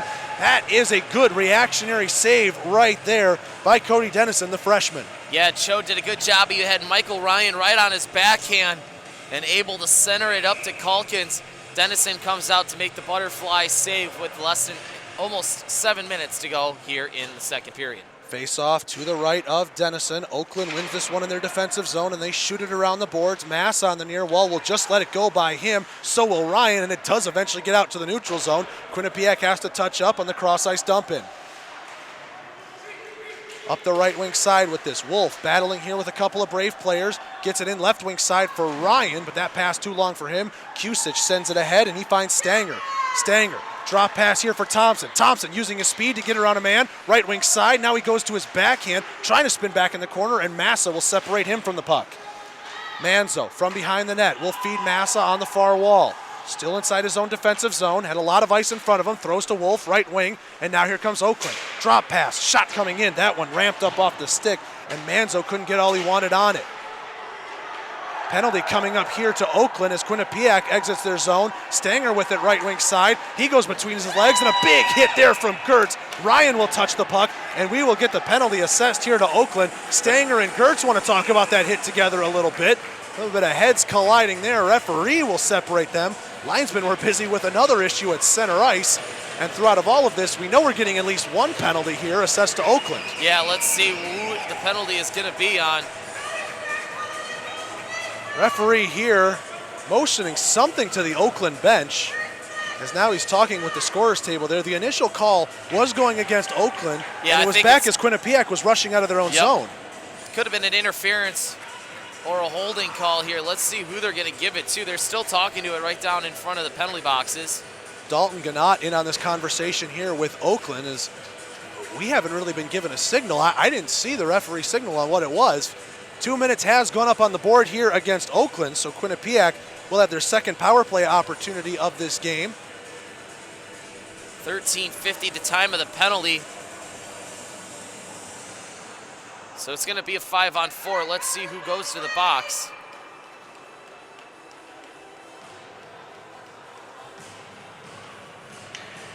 Now a Quinnipiac captain here. Number 53 for Oakland. It's going to be... That's Barsanti. Barsanti, number 53, going to go to the box. So Barsanti's in the box, and that's the 2 minutes currently up on the board here. And there's still further discussion there at the scorer's table. It makes me wonder if there's going to be anything else after this, because again, it was Gertz and Stanger that were getting at each other. And no, look at this, a 5-minute major just went up against Oakland. 5 and a 2. So 5-on-3 coming up minutes. here. Yeah, for 2 minutes, and then a 3-minute major power play of 5-on-4. Oh, this could be big for the Brave. So that's why we were having such a long discussion. Brave are 5-on-3, and let's listen in. Wolf, 2 minutes for slashing. Number 94, Brendan Gertz. A 5-minute major for headbutting and a game misconduct. So there you go. Gertz now out of the game. That was the heads colliding after the hit. Gertz gone on a 5 in game misconduct, and Barsanti is serving that 5. Wolf had the initial slashing call. We're 5-on-3 here for the Brave. Fatima teed it up from the center slot, but he goes left wing side here to Miller. Miller gets bodied up, and Oakland will send it the length of the ice off the stick of Kuntz. And you got to remember, that 5-minute major, they can score as many times as they want. That clock will not go off the board. 35 seconds gone here in the 5-on-3. Left wing side with this puck is Miller. Miller stops up at the top of the circles, a 2-1 formation on the penalty kill here for Oakland. Fatima goes D to D, now cross ice. Miller fires a shot. Good stick there by Casper to block it away before it reached his netminder. Miller again, gonna cycle it down at the bottom of the circles, but for Mineta. Mineta around the boards here for Thompson. Thompson in the right corner, works it back now to Kusic, right point. 5:05 left to go here in the second, a minute left in the 5-on-3. Thompson from an acute angle off the top of the cage, and then firing it from the slot, not once but twice, and blocked both times is Kusic. Kusic doing a good job of getting in there, but a better block out in front by Kenneth Casper to take away those chances. Right wing side, this is Mineta from the hash marks, being patient, looking for somebody in the slot. Nobody home right now for Quinnipiac. They're on the outskirts. Miller, left wing side, had it at the dot. Now a little give and go with Fatima, and he's got it back. Miller trying to look for a shooting lane, fires it, and a save made there by Dennison. He saw it looking there to his left, and he covers up for the whistle. 4:33 to go in the second, 23 seconds of 5-on-3 left, and then 3:23 still remain on the major penalty. This is a huge part of the game, momentum swinger here. If you're Oakland, you feel if you could kill these 2 penalties off, you have some good juju going your way. If you're Quinnipiac, you have to find a way to score at least 1 goal on this opportunity. 4:33 left here in the second. Quinnipiac wins the draw. Russo gets it back to the left point for Tufts. Tufts from the center point. Looked like he was going to wind up for a slapper. Thinks better of it. On the left wing side, Sullivan down low to Barrett. Barrett back to the top. Russo fires a shot. Blocker save, and it goes high. Swiped at by the Grizzlies. They missed it. Sullivan now here gets it down low to Barrett. Barrett centers in front, and Oakland will grab the puck in the slot, shoot at the length of the ice, and we're back to 5-on-4 as Wolf returns from the sin bin. So 5-on-4 now for another 2:50 with 4 minutes left in the second. On the right wing side with this, Russo wanted a little give and go, and Wolf is able to intercept it as the pass was too long, and it has to be picked up by Sullivan all the way back in his own defensive zone. 2:35 of major power play time remaining here for the Brave. They are 1 for 3 so far in this game. Tufts, left wing side, gets it across the blue line, pass to an open wing, nobody home, and sending it the length of the ice, it's going to be Nicholas Manzo. Just good puck pursuit by Oakland right now. They're really forcing the hand of Quinnipiac to make some tougher passes than they actually have to. 2:12 left to go here in the major power play. Mayoni comes in with it. Mayoni just in on sides as he emerges from his forehand behind the net.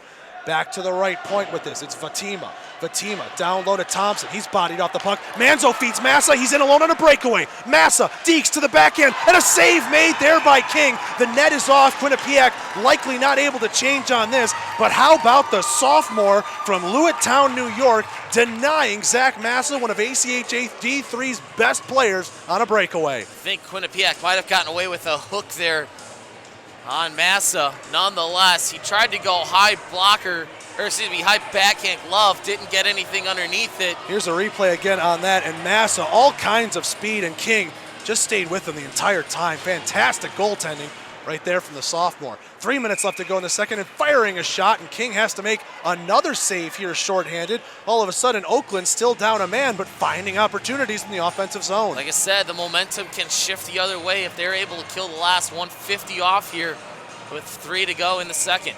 Face off to the left of the King. False start there by Quinnipiac, but they stay in the face-off circle, and they'll get the puck in their own defensive zone.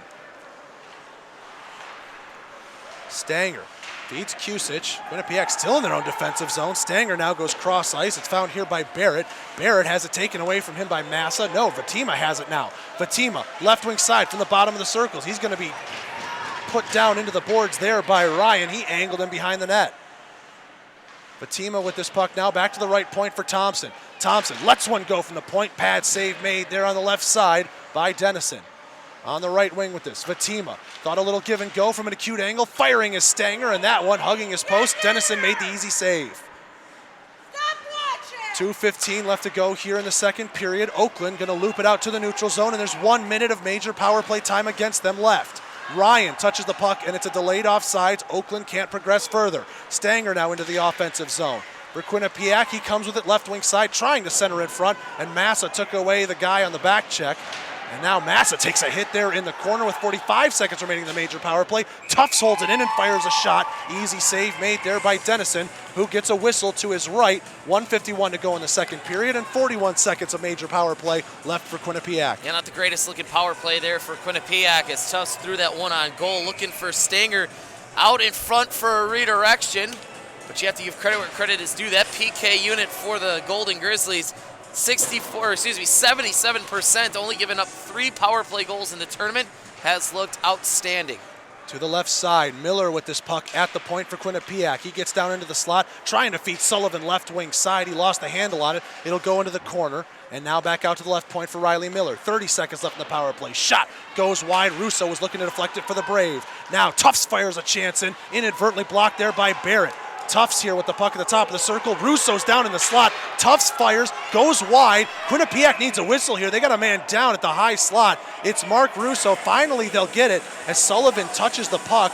And this doesn't look good for Russo, who's down there hurtling.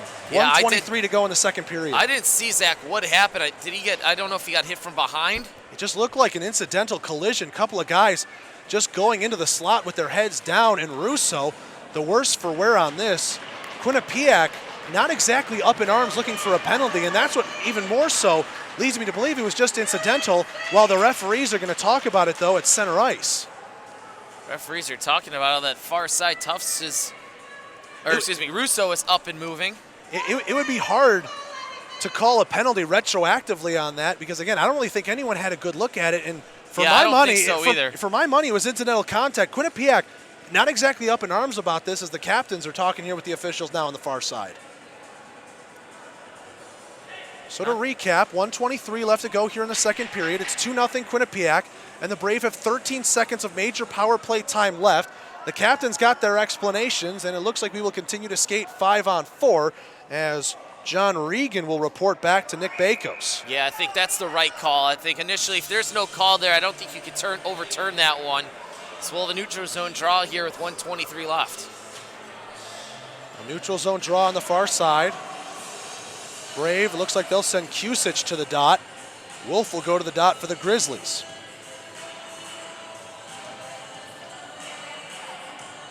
Face-off won by Quinnipiac. It goes to Tufts in the neutral zone. 10 seconds remain here in the major power play. Pass ahead for Thompson. He gains the red line and now enters in through the center of ice. Fires a shot, looking for his own rebound. That one goes high up in the air. Tried to high stick it down, but he missed. 5-minute major power play killed there for Oakland. Back to the center point here. Sullivan fires a shot, looking for the top left corner, and he missed it high. Behind the net, Quinnipiac has this puck with less than a minute to go. Thompson with it now, right wing side. Thompson taking all kinds of abuse there from Manzo, and Manzo trying to send it out at the right point. Held in by Thompson, held in again along the wall by Thompson, has it behind the net, coming out on his backhand with it out of the corner, looking for somebody to pass to, throws to Tufts at the left point. Tufts loses it to Massa. Massa's got a breakaway again. He's tripped up by Sullivan. Massa continues, blocker save made. Massa has it on the boards, and he takes a huge hit there from Sullivan. He's down. We get a whistle. This could be a penalty shot and then some, as Massa was crunched behind the boards. 29.9 seconds left to go in the second period. 2-0, and Quinnipiac going to go back on the kill. Yeah, I don't know. I think that's a clean hit after the play. I mean, the whistle hadn't blown yet. He still had to touch the puck. There's going to be 4 minutes here against Quinnipiac. I just saw 2 signals there from the referee, a trip and a boarding call. I don't know. There's the one up on the board for Oakland. And this is why. Quinnipiac is at their bench. That trip, I think, is resulting in a penalty shot. So the 2 minutes, well, now it just went away. Hang on, let's not speculate any further here. Massa's talking with one of the linesmen, and Quinnipiac are at their bench like they're expecting a penalty shot here. There's 4. So there we go. We go 4 here against the Brave. This is an interesting call because for me on the trip, absolutely Massa was in on a breakaway. But True, but was he in the act of shooting? But he did get the shot off that he wanted to because he got right back up and fired it, and it was a blocker saved by King. So I think this is a little bit of an interesting line you have to flirt with there. It is, and I think it's the right call with not being a penalty shot. Yeah, he was hooked going in all alone, but he was not hooked in the act of shooting. Here's the call. Jack Sullivan, 2 minutes for tripping and 2 minutes for boarding. Time of the penalties, 19:30. Tripping and boarding against Sullivan, who will sit for 4 minutes, 30 seconds left to go here in the second period. A face-off to the right of King. The Grizzlies so far on the night are 0 for 2 on the man advantage. Referee is talking with the captain, Regan of Quinnipiac, as he's lined up there on the left hash mark. Now he skates away, and I think we're just about ready to drop this puck. Oakland, a huge opportunity here, Marcus. It certainly is, and they were able to kill off the 2 minute and the 5. Now they have a 4. They have to find a way to put the puck in the back of the net here, get themselves back to within 1 with 30 left. I have to wonder here, is Oakland trying to negotiate this to a 5-on-3 for 2 minutes as opposed to 5-on-4 for 4 minutes? The penalties were against one player, so I'm not really sure if you can negotiate that down to a 2-man advantage. I don't think you can. I would say yes if it was 2 different players with 2 different penalties, yes. But since it's the same player with 2 penalties, it's a 4 minute. They score, it goes down to a 2, and so on. My lip reading's decent, but not the best. I think I just saw Vince Hubert say to Pete Gibb, same player, so it's 5-on-4. And I guess we were right on the money with that. Is the faceoff going to fall back to King there? King will jump in on it and then protects himself from the oncoming Oakland Golden Grizzlies. 27.8 seconds left to go in the second period. 2 seconds elapsed in the double minor. Another big part of this game. Another one there in the slot. Ryan comes away with that, and the backhand goes high over the net. Oakland's going to start the third period with a fresh sheet of ice and a lot of power play time. Massa corrals this at the red line. He lost the puck. Miller trying to tie him up. Goes back into the defensive zone. Massa goes down. No call coming. Oakland fans up in arms. Meanwhile, there's 10 seconds left to go in the period. Pass coming in from Ryan. That misses its intended target, and it's going to go for icing. 6.2 seconds left in the second. Quinnipiac's going to have an offensive zone draw as the Brave are firing up their faithful. Quinnipiac making the big long drive from the northeast. Got a good fan group here tonight, and they have all weekend, as is a lot of the teams coming from far away, especially New Mexico last night had a really good fan base. Face off to the right here of Denison. 6.2 seconds left in the second period. Quinnipiac down a man with the offensive zone draw. Center's false start. They tie up on it. Mineta able to get it into the slot. It goes across the blue paint. Nobody home for Quinnipiac. Kuntz sends it the length of the ice, and that will do it. With 40 minutes in the books, Quinnipiac doubles their lead in that period. 2-0 off of Jack Sullivan's goal that came on the power play. Yeah, they were able to convert on that first power play. Let's see what they can do coming out into the third period. They'll have 3.5 minutes to kill. See if Oakland can find a way to find the twine in the last 20. Quinnipiac 2, Oakland 0. We're going to take another break here for the intermission. When we come back, we'll have another intermission interview to bring to you. We'll also show you a couple of replays from the best action of the second period, and we'll get you all set for the third after a scoring summary as well. I'm Zach, he's Marcus, and here at the Ohio Health Ice House in Columbus, it's Quinnipiac 2, Oakland 0. This is the men's D3 ACHA National Semifinals. Hey, this is Betsy from Howie's, and I want to tell you a little bit about our hoodies. They're made with a polyester and pre-shrunk cotton blend, which means they're not going to shrink down on you. They're really thick and super soft on the inside. They also have these classy Howie's cloth laces on them. So whether you're at the rink or out on the pond, I know you're going to love this hoodie. My name is Kelly Lorenz, and I'm the Team Store Specialist here at Aries. AriesTeamStore.com is our solution to helping coaches put together spiritwear sales and fundraising.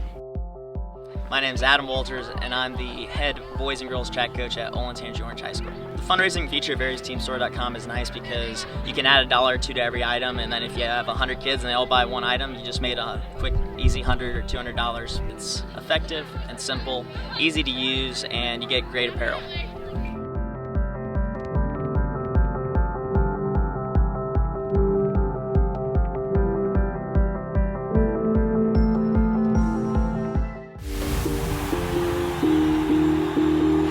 Shoot it, and she hits it. Are you ready, Columbus? Then join us for the debut of the NCAA Women's Final Four at Nationwide Arena. Get ready to see it all, do it all, and go for it all. March 29th through April 1st.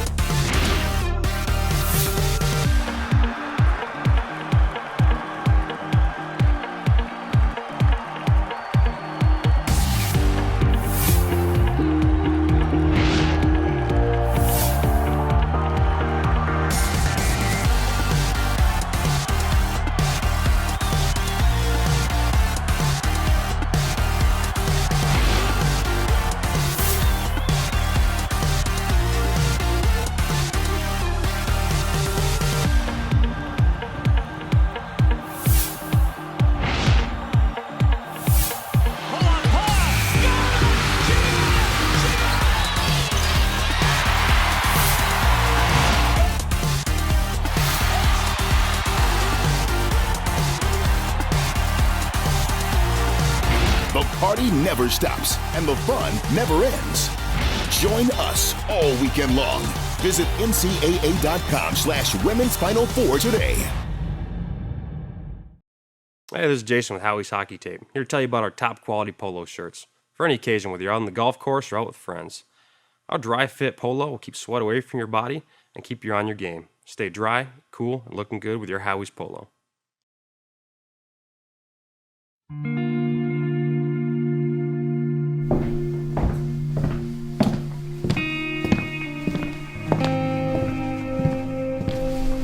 It's the feeling you get when it all rushes back.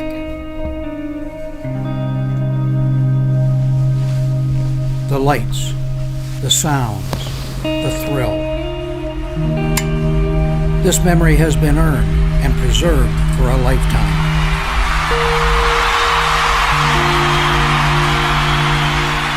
Every ring has its story. What will yours say?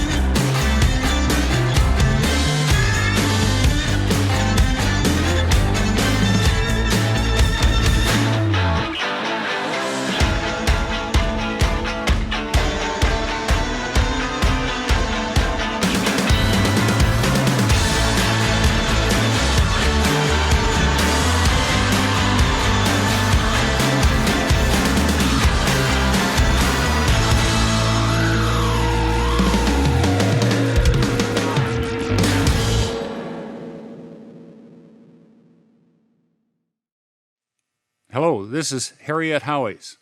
Not all hockey pucks are created equal. This is a Canadian-made, high-density rubber puck. It is chip-resistant. If you'd like, we'll put your team's logo on a case of these pucks. This is a good product.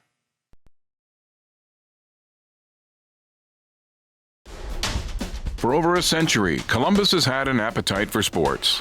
As our city grew, so did our ravenous hunger for more. More sports, more of the time. And not just the mainstream, we wanted it all. A sports city founded on determination, focus, strength. We were never mediocre, and to this day, we never settle. We're a bunch of sports-crazed, competition junkies dying to sink our teeth into whatever game, match, tournament, league, or season thrown our way. You see, Columbus is full of passion. Passion for all that sports embody. Hope, challenges, progress. As we continue our journey to be one of the world's best sports destinations, it's clear Columbus has no off-season.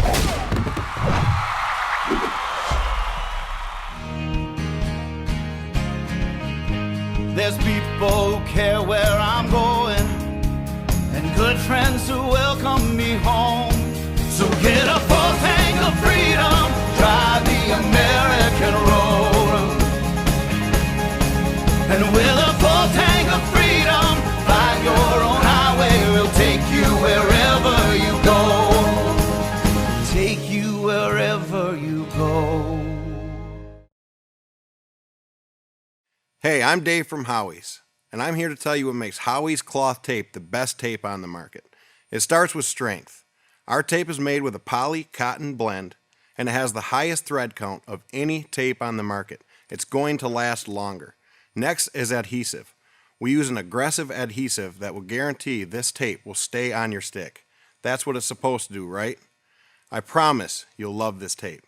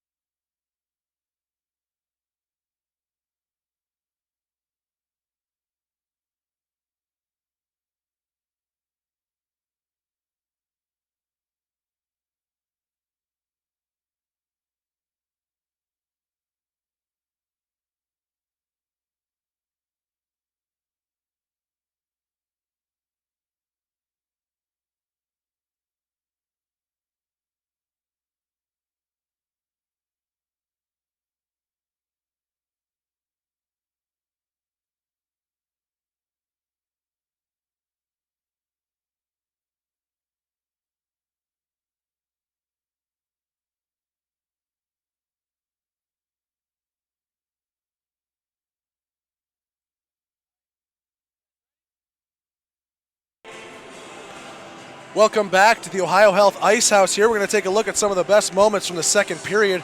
A good poke check right there from King. As you can see here, Massa, he has been a force for Oakland all game so far, but nothing to show on the board for him as Quinnipiac leads 2-0. Yeah, here comes the goal out in front.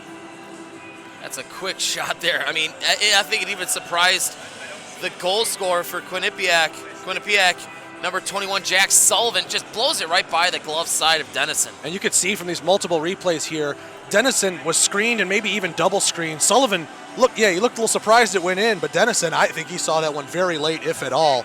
As we move on here was an interesting play. It was a good hit put on right there by Gertz, and then as the two get up, it's Gertz and Stanger here. All right, check that out right here. Yep. So Gertz and Stanger, they go in for the check. All right, good going here. And now Gertz and Stanger are going to talk about it a little bit, and then watch Gertz, white 94. Right there. Right there. That's the headbutting that gave Quinnipiac a 5-minute major and a game misconduct. Stanger initiated a little bit of head contact there as well, but he wasn't called. Right there, you saw Dennison make a good save from the slot, and now Massa again, one breakaway denied, and then he had another breakaway denied later that we'll see. Great goaltending right there by King. And you know what? For all the greatness that Zach Massa has brought to ACHA D3 in Oakland, right now he needs to get himself going here because Oakland's 20 minutes away from going home. Yeah.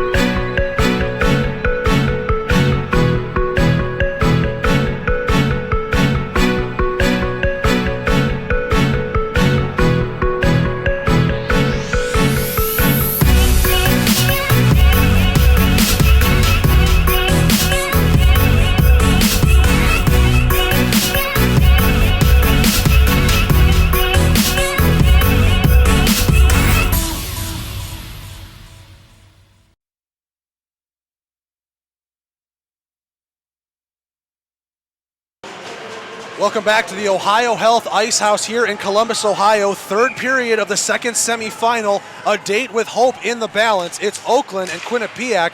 Oakland has 3.5 minutes left of a double minor penalty that will be served by Sullivan. That one shot in on the blocker side and a save made right there by King.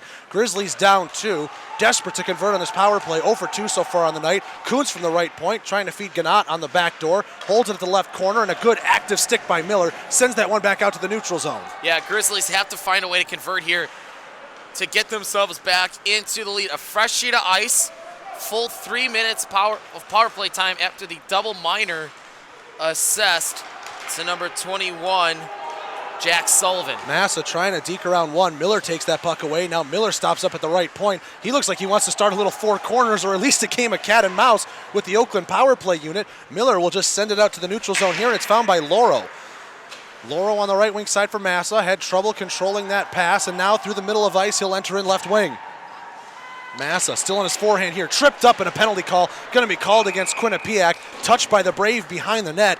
Edward Cho, he's going to go off for tripping. This is going to be a 5-on-3 for 2 full minutes as there was 2:29 still remaining in the double minor from the second period. Zach, just a good play by the Golden Grizzlies, trying to go in hard on the net. Cho had to do something to slow him down. You take a look at it on the replay. Zach Massa just gets tripped up. Clear tripping call on Edward Cho, and it's a 2-minute minor. Almost looked like a frustration thing because Cho had absolutely no chance at getting at that puck. He was a good 2 feet behind Massa when he swung his stick right there. Oakland here with the 5-on-3. Right point held in here by Manzo. Firing a shot, and it trickles into the slot. Loose in the blue paint. What a and save. Look at King coming across as he denies Laurel with the glove hand.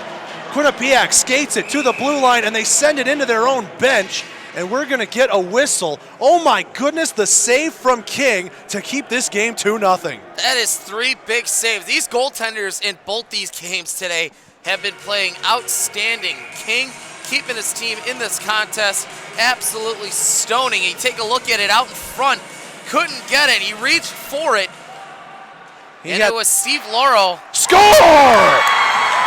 Nicholas Manzo lets one go from the right point, and it beats King to the glove hand. A 5-on-3 power play goal, and Oakland cuts the lead in half 2-1. Lauro with just a big shot. It was a screen out in front. King finally gets solved. Let's see who gets out of the penalty box. I think it would be that first penalty, correct? Oh, no. So there was 2:09 left to go in the double minor, so that's 9 seconds left. That gets expired. This is still going to be 5-on-3 for Oakland if my math is correct. There should be 2 minutes remaining in the double minor from the extinguished penalty on the goal, and 1:40 still remains in the penalty to Edward Cho. So another huge moment here for Oakland as they convert on the power play and still have a 5-on-3. 18:35 to go here in the third. Quinnipiac wins the draw and shoots at the length of the ice. 2-1, Oakland is down, but with an extended 5-on-3 power play here in Columbus. Left wing side, here's the goal scorer Manzo. He comes in, backhand save made there by King as he was on his stomach, and Quinnipiac will shoot it down. We got a contest now. Number 24, Nicholas Manzo.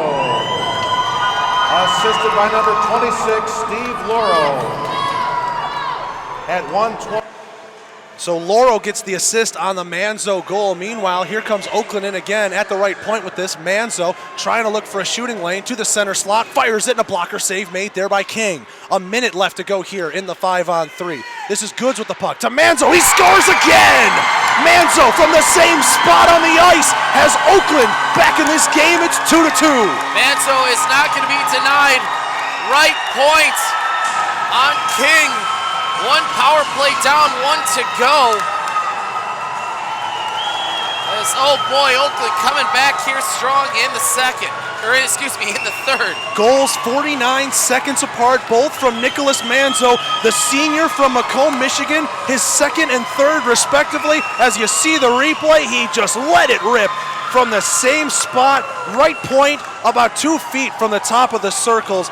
Manzo with the cannon. Let's see how Quinnipiac responds as it pops the water bottle. Now, the minor penalty that should expire here is Cho's, because Cho's had the least amount of time left on it. It had 1:40 compared to the 2 minutes when we started that play. So there's 1:11 of power play time left here for Oakland, who are now 2 for 4 on the man advantage and have a tie game. Referee sorting this out with the scorer's table right now, and they get it sorted. 5-on-4 Oakland here for the next 1 minute and 11 seconds. Kusich ties up on the draw, wins it. Stanger going to shoot at the length of the ice for Quinnipiac. By the way, if you're wondering why the Brave didn't take their timeout there, Quinnipiac took their timeout 6 minutes into the contest for reasons we're not entirely sure. We haven't had a chance to talk with head coach Nick Bakos during any of these intermissions. Wolf with this puck, right wing side, trying to center it for Massa, and Massa was a little slow getting into the slot. Stanger takes it away, sends it back to the neutral zone. Kuntz in a foot race there. He wins it. Kusich trying to get the puck away from him with a couple stick lifts. 40 seconds remain in the Oakland power play. Another penalty, Quinnipiac. And Kusich probably going to get called for the hook. Kusich was dogging Kuntz the entire way into the zone. And they're pointing right now at Regan. I think Regan's a little bit confused. I get the feeling this is supposed to be Kusich. Did you see Regan do something behind the play? I did not. I was following the puck down low as Kuntz was trying to get it out of his own zone. So once again, we go back to 5-on-3 here for Oakland, this time for 36 seconds. 17-14 left to go in the third. It's a 2-2 game. Both goals coming from Nicholas Manzo. Here's Cat Massa firing a shot, and a blocker save made there by King. Into the left corner, now back to the center point. Massa lets it go, blocked away there by Miller. Massa at the left circle. Now goes to Kuntz, D-to-D pass here for Gannat. Gannat on the left wing side, over to Massa, fires, he whiffed on it, but Kuntz on a second chance, save made, loose at the side of the net. He comes out with the other side, and Wolf scores!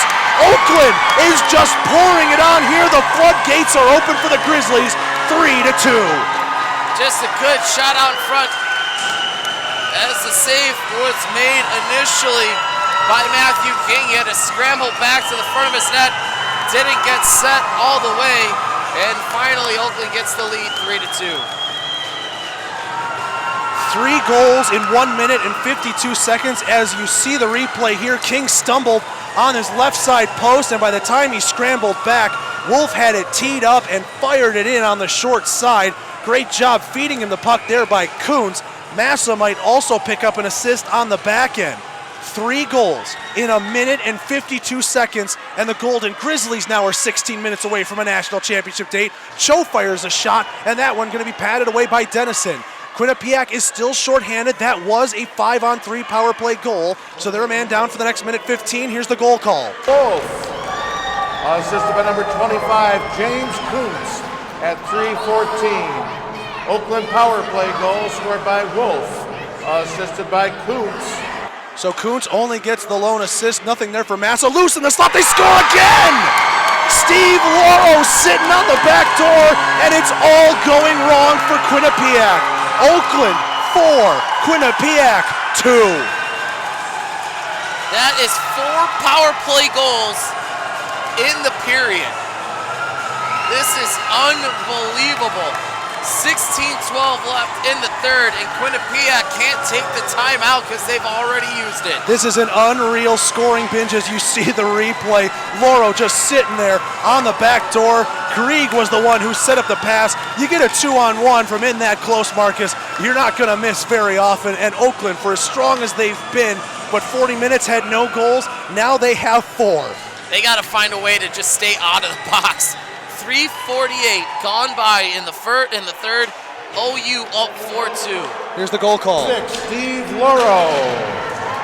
Assisted by number 12, Evan Gregg at 3:48. So at the 3:48 mark, that makes 4 goals in a span of 2 minutes and 26 seconds for the Grizzlies. And they're not done as they try and enter left wing side, but the pass was too long for Barry. And finally, Oakland does something wrong. They have an icing call against them. Everything going the Golden Grizzlies' way to start the third period. I've never seen a flurry of goals like this quickly in the start of a period, let alone 4 power play goals. 4 for 6. Is how Oakland currently sits on the power play. We're finally back to 5-on-5. It must have felt like an eternity for head coach Bakos and the Quinnipiac Brave. They've got 15:40 left here to answer. In the near side corner, battling with this is Stanger. Casper able to take it away from him. He absorbs a hit there from Thompson. It's still along the near side wall as it's a 2-on-2 battle. Casper comes out with it and shoots it to the neutral zone. Kusich with this puck, trying to go cross ice. Massa intercepts it with the glove, picks it up for himself, 3-on-3, firing a shot, save made by King. He hopped up to make it. Held in there at the left wing side by Casper, firing, and Massa looked for a deflection, and he sends it trying to bank it off the netminder, and he missed. Artemenko holds it at the right point, not once, but twice, and coming away with this is Poulan. Poulan skating ahead from the left side. He fires a shot in on Dennison. He makes the easy pad save. Poulan still in on this as Quinnipiac is changing behind the play. Wolf, cross ice to Massa, left wing side. Massa trying to dance around his man using the boards, and it's taken away by Dixon. Ahead here to Miller. Miller trying to split the defense. He does. Shot coming in. Save made by Dennison. Is that puck loose? No. He's got it between the pads, and he covers up for the whistle. 14:43 left to go in the third. Oakland 4, Quinnipiac 2. Riley Miller doing a good job winning the puck free at his own blue line. Started to go hard right in on Dennison. Tried to go 5-full, but he's able to close it up, get a whistle with 14:43 left in the third. Face-off left to the freshman netminder, Cody Dennison. Oakland, a false start there, a second false start. Lucky to still be in that face-off circle is Wolf, and he wins the draw back to the corner. Here's Ryan with this puck. 3-on-2 for Oakland if they want it. Ryan drops to Massa, right wing side at the hash marks, trying to backhand it back to the slot. He fights through a double team. Poulan shoulders him off, and now Wolf has this puck in the corner. Wolf trying to get it up to the point, intercepted by Miller, and now ahead with this puck is Manetta. Manetta stops at the left point, lets one go, looks for a deflection as that one goes harmlessly to the right corner. Oakland now gets it here to center ice. Here's Manzo. He's already got 2 goals. He takes a tumble right at the red line. Massa will gain the puck, and he shoots it in as Oakland starts up a change. Yeah, just an inadvertent collision right over the Blue Jackets logo at center ice. Oakland still holding in here on the zone, and Evan Grieg just got planted there by a Quinnipiac defenseman behind the net, excuse me. This is Tufts. Tufts trying to move it forward. Pass intended for Calkins, knocked away by Oakland. It will be sent into the zone. Kuntz hard in on the forecheck, but Anthony Prada able to body him away. Tufts off the wall, gets it to Cho. Cho, right wing side, trying to enter in and get a step on his man. He cuts to the middle. Cho leaves for Calkins, firing a save, made a penalty. Coming up here to Oakland, as touching the puck is the stickless Brandon Goods, and we are going to get a cross-checking minor assessed to Oakland. So, 13:29 left to go in the third. After all the damage the Golden Grizzlies power play did, we'll see if Quinnipiac can respond. They're 1 for 4 so far in the man advantage. Let's see who's going to go to box. It's going to be number 15, John Artemenko. Right now, the Grizzlies are 11 for 22 on the power play. during the tournament. An absurd 50% right now as the Grizzlies half a period or so away from the national final. At the left point with this puck, it's Vatima. Vatima taking his time, throws it to Kusic at the right point, back to Vatima. From the center point, he lets one go, looking for a deflection, on the back door, he scores! Stanger all alone right there. Dennison could do nothing as the rebound spilled right to him, and 17 seconds into the man advantage, Quinnipiac firing right back. Yeah, I'm not sure if it was 15 or 25 that got the goal. So at the 6:48 mark, Quinnipiac connects again on the power play. We'll see it again and see if we can get a look at that number at the side 15. Of the net. It was 15. Thompson, not Stanger. My apologies to the sophomore from Windham, New Hampshire. He's got his third goal of the tournament, and we've got a whole new hockey game. From 2-0 after 40 minutes, 47 minutes in, it's now 4-3 Oakland. 4 straight power play goals in this game. Left wing side, Cho enters in offsides. And I say that with a questioning look. It looked like he was going to be the only one in the zone, but bang, bang play at the line, and the linesmen blow it dead. 12:57 to go here in the third. Unassisted is the goal for Chad Thompson. Face-off won by Oakland into their defensive zone. Massa picks up this puck on the left wing side. Massa ahead, holding himself onside as Wolf. He fires high. That one looks like it stung King. Penalty coming up here. Looks like Russo finished off Massa well behind the play, and a high sticking call is going to be made. King is in some trouble. Yeah, he stung. He took that shot up high. He's working working to make a stand-up save. Yeah, he's working out that right shoulder right now. That's his blocker side. Looks like he's just trying to get it loose. That one definitely stung him from Massa as Oakland and their lethal power play going to go back here for their 7th opportunity. High sticking on Russo coming at 7:14. 4 for 6. That is absolutely absurd. Face off to the left here of King. Oakland wins it. Massa from the right wing side. He goes cross ice to an open wing, picked up by Kuntz. Kuntz to the left point. Ganat fires a shot. Deflected. And it's off the post. Oh my goodness. Ryan had a chance at that. Great deflection and just an inch inside, and it would have been 5-3 Oakland. We play on. 20 seconds gone here in the power play. Here's Ganat with it. He drops to Kuntz through center ice. He'll skate in left wing side. Kuntz, and a toe drag around one, but he lost the puck in his skates, and it's picked up by Regan, and he'll take his time as he sends it the length of the ice. Quinnipiac will get a fresh penalty killer on or two. Sometimes you just need a little help from your friend there, and the post came to help King. 40 seconds gone here in the power play. Oakland leading by 1 with the man advantage. Right wing side, the pass chipped in there by Grieg. He tries to chase it down, but Quinnipiac gets to it first, and cross ice, they'll send it 200 feet. Good quick change there by the Brave, trying to get some fresh legs out over the boards. Here's Cale Dennison with it. Dennison on the left wing side, he tries to chip and chase for himself. Quinnipiac able to knock that down. Tufts trying to get it out at the left point. He eventually does, as it's in front of the Oakland bench now with Manzo. Manzo, who's got 2 of the power play goals here for Oakland, dishes off, and now Oakland's into the zone behind the net. Quinnipiac has us in the corner. Big hit right there by Grieg, trying to separate his man from the puck. That's Prada battling in with him. Coming to help out is number 26, Manzo. Loro, check that. Loro battling in. Quinnipiac player down. Loro able to get it out on his side. 25 seconds remain in the man advantage. To the right point, little give and go. Cale Dennison fires a shot, blockered away there by King. Back to the left point. Manzo takes a big hit to keep it in as he rims it down into the corner, and shooting it down the length of the ice is Nolan Barrett. 10 seconds remaining. Looks like Quinnipiac got to kill this one off. Yeah, good job there by Anthony Prada. Just a 1-on-2, able to kill about a good 20 seconds off the PK. Here comes Goods, and he can't keep himself on sides. That was Dominic Najjar at the top of your screen. Goods made one too many moves at the blue line, faked out his fellow line mate, and with 10:44 left to go in the third, we're back to even strength for now. 4-3 Oakland. Exactly, 4 now. Good call, Zach. 4 for 7 on the power play tonight, 3 for 7 on the penalty kill for Quinnipiac. Face off right in front of the Brave bench here. Oakland wins that draw on the tie-up. It's sent in on the left wing side by Artemenko. The Quinnipiac D pick up. They're trying to cross-ice pass. It's found there by Mineta. He had it knocked off his stick, though, and Barry will send it in, gaining the red line. 10:30 to go here in the third period. At the right point, Casper holds in, tipping on net, and a save made there by King. Back to the neutral zone it goes here. Mineta has a chance at the puck. Casper bodies him away from it and sends it back to the red line. Big collision there between Wolf and another Brave player. They're now tied up with the puck in front of the Q's end, in the Q bench. Right wing side, firing a shot in. Save made there off the stick of Dixon. And now at the left point, it's held in here by the Brave. 10 minutes left to go here in the third period. Left wing side, it's found here by Barry. He gets it to the neutral zone. He's looking for a cross-ice pass. Just sends it in off the skates of Ryan Schulte, and Oakland will change behind this.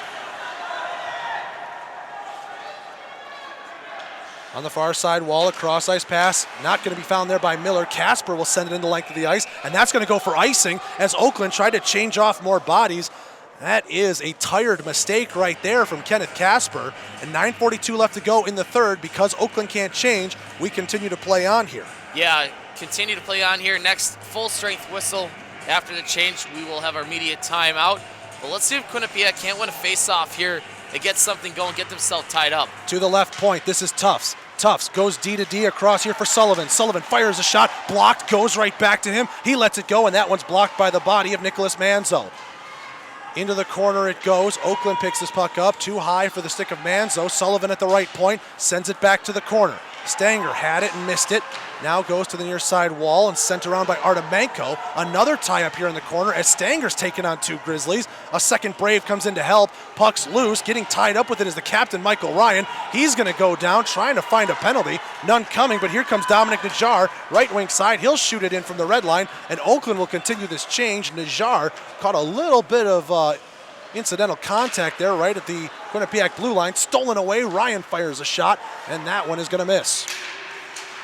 Manzo shoots it in. He takes a hit right at the red line, and he fired that one. Looked like right into the Quinnipiac bench. It actually went up into the crowd. Oh, look at that. That was deflected. That was a really high shot, but that was from the neutral zone, so we should get our immediate timeout here with 8:51 to go in the third. Bear with us here for a second. Yep.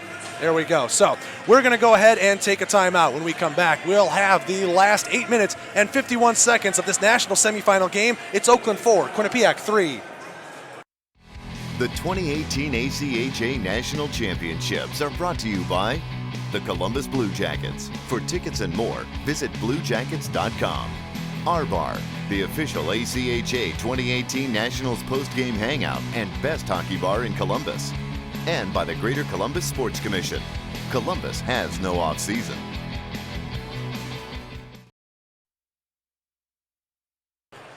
Welcome back to the Ohio Health Ice House, the practice facility of the Columbus Blue Jackets here. We have a national semifinal, and it's just been an absolutely fantastic game. It's been a fantastic third period. It's Oakland 4, Quinnipiac 3. I'll remind the folks at home, if you're just joining us, it was Quinnipiac 2-0 when we started the third period. Out of the 7 goals, 1 has been on full strength. 6 power play goals. 4 for Oakland, 2 for Quinnipiac. Neutral zone draw coming up here. This should be a great finish to a game. Let's see if Quinnipiac can't find a way to score full strength, get themselves back tied with the Golden Grizzlies. A date with the Flying Dutchman of Hope College awaits the winner of this game on Saturday night in the national final here at the ACHA D3 level. Oakland wins the draw, right wing side. Firing it on net is Ganat, and King will come out of his crease and play it there to Mayoni. Mayoni rims it around the boards near side. Massa intercepts from the slot. Save made there. The glove save in full desperation there by King. In the net with this. Right there. Big cross check against Massa. And coming back the other way is Quinnipiac. Left wing side. Trying to dodge a hit right there is Napolitano. He looks a little bit shaky as he comes back up, and he's now in the slot looking for a pass. Manzo picks this up though. Left wing side, he loops it out to center. The captain Ryan has it at the blue line, 2-on-1. Ryan fires a shot, save made there, and King will eventually cover it. He didn't go down to the butterfly to make that save. Thought that was an odd choice, and it nearly cost him. Yeah, it really did. He almost had that one trickle in behind him as Ryan was the one that took the shot. He had Massa on the right wing boards. Just could not find a way to get it through. Able to jump on the puck and get a whistle. 8:11 left to go here in the third period. Oakland 4, Quinnipiac 3. Grizzlies with the offensive zone draw. This one going to go right wing side, and it's won by the Brave. They try and get it out of the zone, and they do. Miller on this puck first for Quinnipiac. Slapped at there by Artemenko. Can't hold it in. Shot coming in. A save made there by Dennison. And I think the net is off. And we're going to whistle. Is the net off, or is it a face-off? It's going to matter for a line change. Yeah, Dennison got the puck underneath his chest. as going in was Riley Miller, just trying to go 5-hole on the backhand. Under 8 minutes to go here in the third period as we take a look at that chance again. Yeah, that puck ended up under Dennison, as now in the left corner with this puck here is Goods. Goods had it taken away from him, loose in the slot. Now it goes back out to the right wing side, firing a shot and a save made there. Caught by the glove, denying Anthony Prada. That was Cody Dennison. Grieg and Kuntz both out in front, both fell down at the same time. That allowed the shot to come from the top of the right face-off circle, and Dennison, able to see it the entire way, gets the glove on it. Face off to the left of the Oakland freshman netminder. Kusich in on this draw here for Quinnipiac. He wins it here to the near wall. It'll go down into the corner. Wolf absorbs a hit from Kusich, and he rims it around. Ryan at the half wall. He gets tied up. Thompson trying to center it in front blindly. Wolf takes it away. Wolf ahead trying to feed Massa. That's a delayed offsides, and Massa can't touch it. Sullivan with the puck here in his own defensive zone. Oh, look at the hit by Massa. Lined him up beautifully, and now he's got the puck left wing side. Sullivan responds with a hit of his own. Wolf trying to take the puck away, but Quinnipiac's got it. Through the left wing side, Stanger fires a shot. He tripped on the shot, and it was blocked anyways by Casper. Stanger's got it back, though, centering in front. Thompson with it. Oh, he tried to extend to receive the pass, and he wasn't in a shooting position. Oakland shoots at the length of the ice. King comes to play it in the high slot. Yeah, good couple moves there by the Quinnipiac forwards. Thompson had an opportunity, but like you said, the captain, Michael Ryan, taking that opportunity away. Kusich with this puck, left wing, half wall. He sends it into the side of the net. Dennison gonna shoo it away with his stick.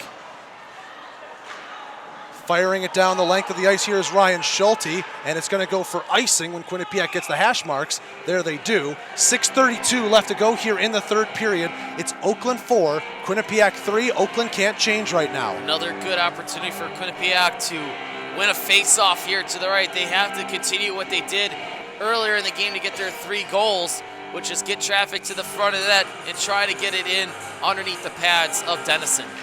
Face-off coming to Dennison's right, won by Quinnipiac to the left point, now to the left wing. Miller fires a shot, ramps up off an Oakland stick, and will go out of play here and hit the protective netting. Yeah, Kenneth Casper, I think, actually threw the foot out, knocked off his skate, and out of play with less than 6.5 to go. 4-3 our score. Oakland has all 4 of their goals on the power play in a span of 2 minutes and 26 seconds to start the third period. Back to the left point. Tufts trying to center it in front. Cale Dennison with the active stick takes it away. Grieg gonna work it to Kuntz, right wing side. This would go for icing, but Kuntz wins the race. Behind the net, he absorbs a hit there from Regan, trying to move the puck around, but Miller intercepts there in the near side corner. Miller spins around from one man, trying to fight through a hook as he gets through to the neutral zone.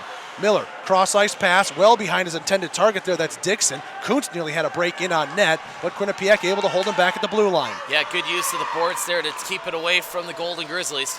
Quinnipiac trying to shoot it in. It's blocked there by Manzo before it can get deep, and Oakland will just go ahead and flip it out. It will not have enough for icing. Good English there from the Grizzlies. See, when they pull King to get the extra attacker out there, if nothing happens here and they get this thing tied up, you'd have to think around the 2-minute mark that's going to happen. In the neutral zone, Riley Miller has this puck, nearly lost it, and he did, as Laurel picks it up, and he sends it into the zone cross ice. Behind the net, picked up here by Anthony Prada. Prada spins back, he fakes to his right, now he's going to go to his right again as Laurel puts a stick on him. Into the corner, Quinnipiac having trouble clearing their zone with 5:15 left to go in the third period. Shot coming in, save made there by King, and now back the other way, here comes Quinnipiac. On the left wing side, they tried to feed a man, Christian Manetta, passed a little bit too long for him. Russo able to hold in at the left point. Oakland fans thought that was offsides. Yeah, it was a great keep in by Anthony Prada at the left point. Under 5 minutes left to go here in the third period. Quinnipiac in the zone. Russo blindly puts it into the slot, and Manzo will clear it out. Breakaway here, but Ryan forgot the puck at the blue line. Oh, that was almost a fatal mistake by Christian Manetta. He was going for a change with Ryan going right up the gut. Ryan going to enter in now, right wing side. He's got Massa as a drop pass. He fires in, and a glove save easily made right there by King. 4:33 left to go in the third. It's 4-3. 4:33, 4-3 here. 7 goals scored, 6 on the man advantage on the power play. The lone full-strength goal came from Quinnipiac at 12:48 of the first off the stick with Connor Dixon. Tufts has this puck after Quinnipiac wins the defensive zone draw. Goes up the right wing wall. Oakland has to touch that puck before it reaches the goal line. No icing here. Calkins with a nice poke check. He has it behind the net. On his backhand, he comes out with it backhand and a blocker save made by Dennison.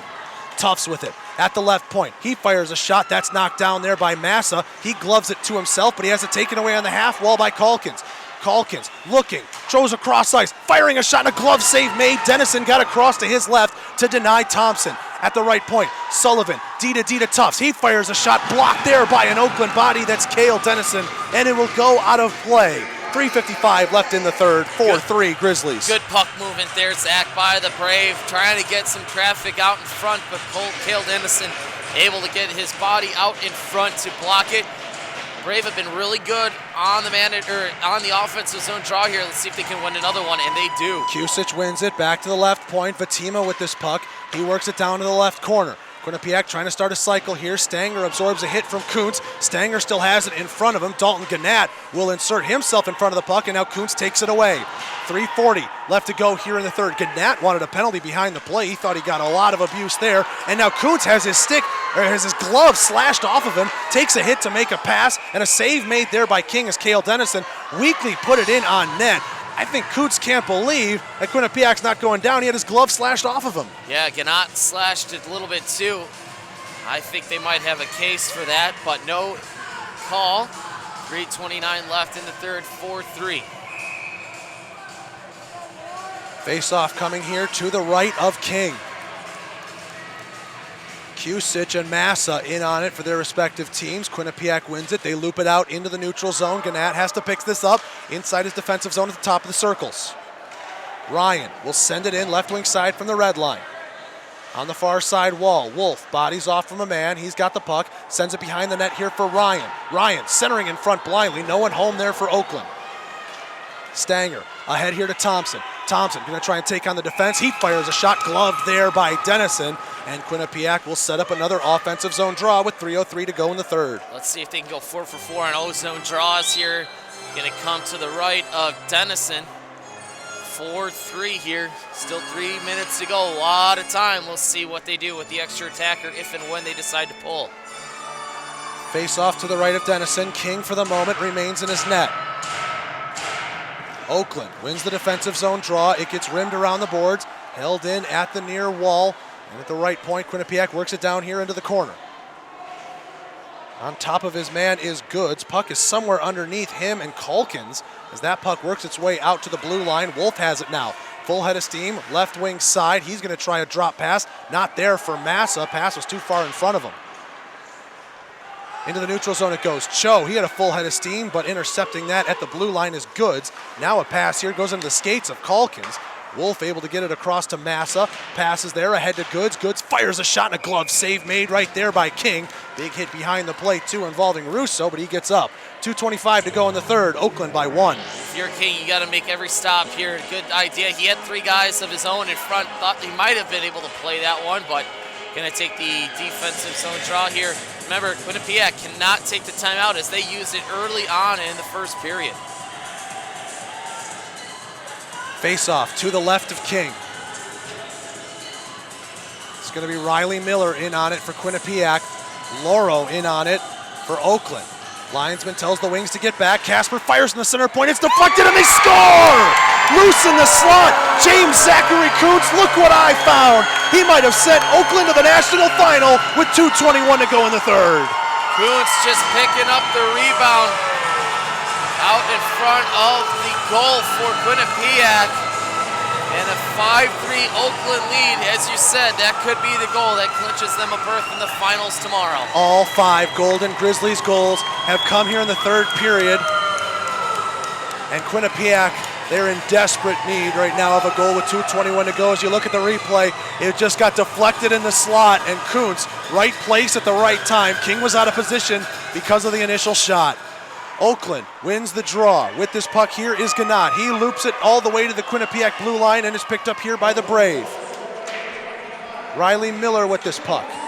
Miller gonna skate here over the red line, 3-on-4. Oakland's got all their bodies back that they can. Miller trying to center it in front, knocked away by a Grizzly skate. Under 2 minutes left to go here in the third period. There goes King at the center slot there. That one's kicked in by Quinnipiac, and Massa, he took a slash, Oakland fans want to call, none coming as he clears the zone. Here's Miller with this puck. Miller, as Quinnipiac enters the zone, 6-on-5, fires a shot, save made there by Dennison. He saw it the whole way, and give a lot of credit to Nicholas Manzo in front, clearing the gap so his goaltender could see it. A lot of traffic out in front of the net, as that was Christian Manetta, number 12 in the camo blue, looking to create a screen, but Dennison, being the taller of the two, able to see around that screen and get a glove on it. 100 seconds left to go here in this national semifinal. Quinnipiac down 2. Thompson tried to toe drag around a man. Ryan picks his head up. He knows he's got an empty net. He goes and fires and scores! That'll just about do it. Golden Grizzlies and Hope in the national final, 91 seconds away from it being official as the captain from Beverly Hills, Michigan, puts in the dagger. 18-29, and you're right, the captain getting it done. Oakland looking for their second national championship in 3 years. We'll meet up with Hope tomorrow for an all-MCHC final. It goes as an empty netter, but it is a goal, 2 goals now, 50 seconds apart for Oakland. So consider the waves that they scored in here in this third period. 4 goals in a span of 2 minutes and 26 seconds, and then 2 goals in a span of 50 seconds. A 6th spot for Pete Gibbs' squad here in the third period. Calkins comes into the zone, right wing side. He tries to spin away from a check. Big hit there from Napolitano as he tried to flatten Dominic Najjar. 1:13 left to go here in the third period. From the red line, Quinnipiac will fire it in, trying to get in on the forecheck, and that one goes up against the top of the netting. Oakland didn't want to play it, so they'll just go ahead and cover it and pick up the whistle. 6-3 Oakland, 1:08 to go in the third. It's going to be all MCHC and an all Michigan affair in the national final. Should be a very good game. I cannot wait to go back and start prepping for it, see what these teams did against each other during the regular season, but it'll be a 7th straight season that an MCHC team will take home a title. You think Hope and Central Michigan got a little gritty because their conference rivals can't wait for these two in the national final, some hardware on the line. Calkins on the near side half wall with 1 minute left to go here in the third period. Big hit right there, and now some blows being exchanged between Napolitano and Loro. Napolitano just took a headshot there at Graham, and Quinnipiac's losing all their composure.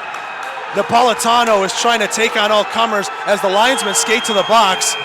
He shows a fist right there to the Oakland bench, and the referees just want him out. I don't blame him. 53.1 left to go in the third. It's a 3-goal game. Oakland right now, they just don't want to get anyone hurt because it's a quick turnaround for them. What is it? It's less than 24 hours before the final. I believe it's at 8 o'clock. 9:30 right now here in the Eastern time zone. Yeah, they need to find a way here to just conserve the energy. Quinnipiac, you know, what a fairy tale story for them coming out of the Atlantic region, sweeping Pool B, taking down Michigan State. It has been a great trip to nationals, and this is something that I've talked to a couple coaches about over the last couple days, including George Mason and Georgia Tech, teams that did not make it to the semifinals, that this trip for recruiting and for the next couple of years. Score! Steve Lauro gets his second, and Oakland just keeps boosting those power play numbers. 7-3, 44.7 left. 5 for 8 on the power play. Unreal. Steve Lauro, his 4th goal of the tournament. How many daggers can you put into Quinnipiac's back right now if you're Oakland? I don't think you can anymore. I don't think there's any more room. It's 5-on-5 after the power play goal. Blocker side. Yeah, Lauro was left all alone. A little bit of a lax defensive effort from Quinnipiac. They know this game's in check right now.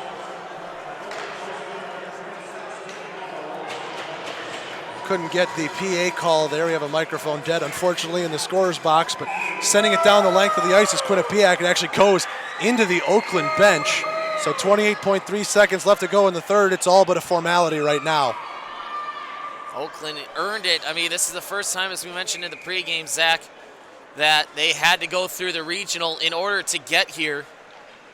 6 years that they've been to the national tournament, and it looks like they're going to go back to the national championship game against a very good Flying Dutchman team. Grizzlies win the draw. It's in the corner. Quinnipiac will work it out to the neutral zone. 15 seconds left to go here in the third. Yeah, I think they're just going to kill the rest of the time.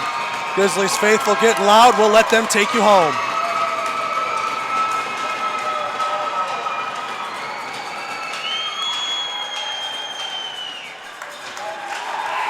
East side of Michigan against west side of Michigan.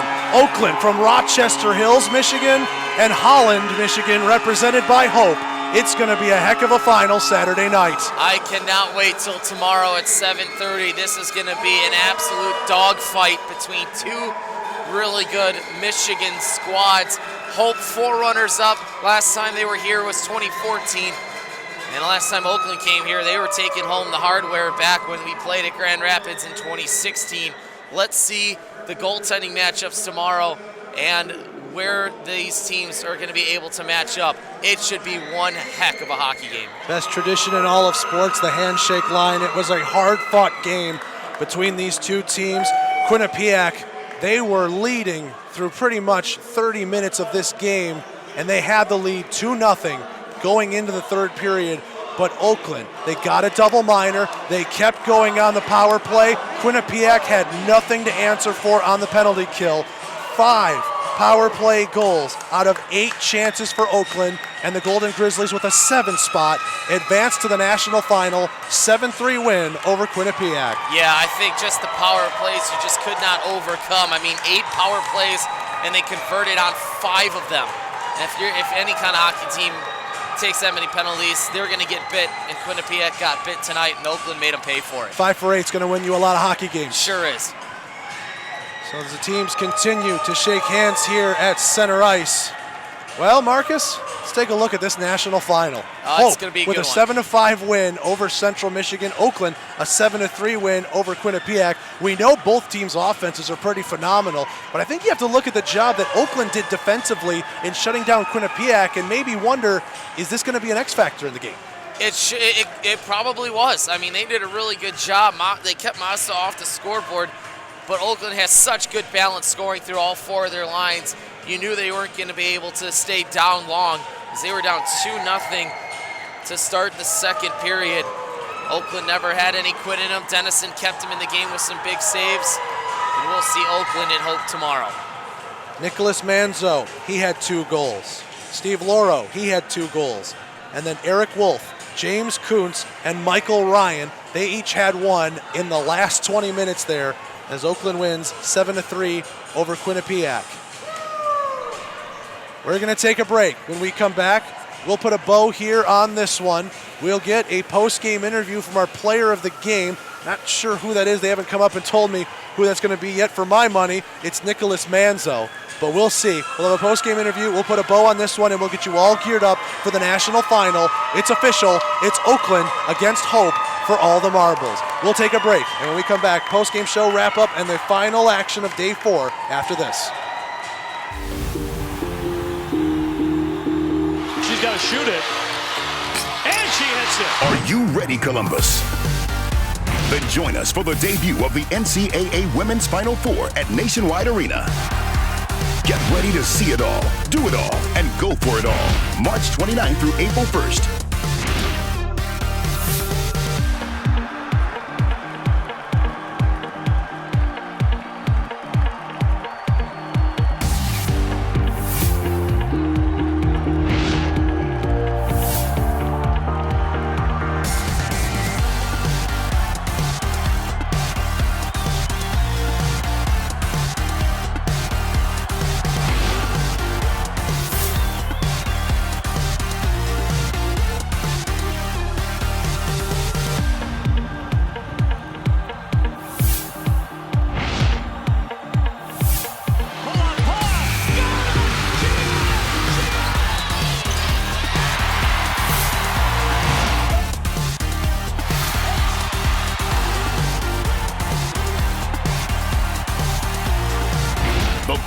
Never stops, and the fun never ends.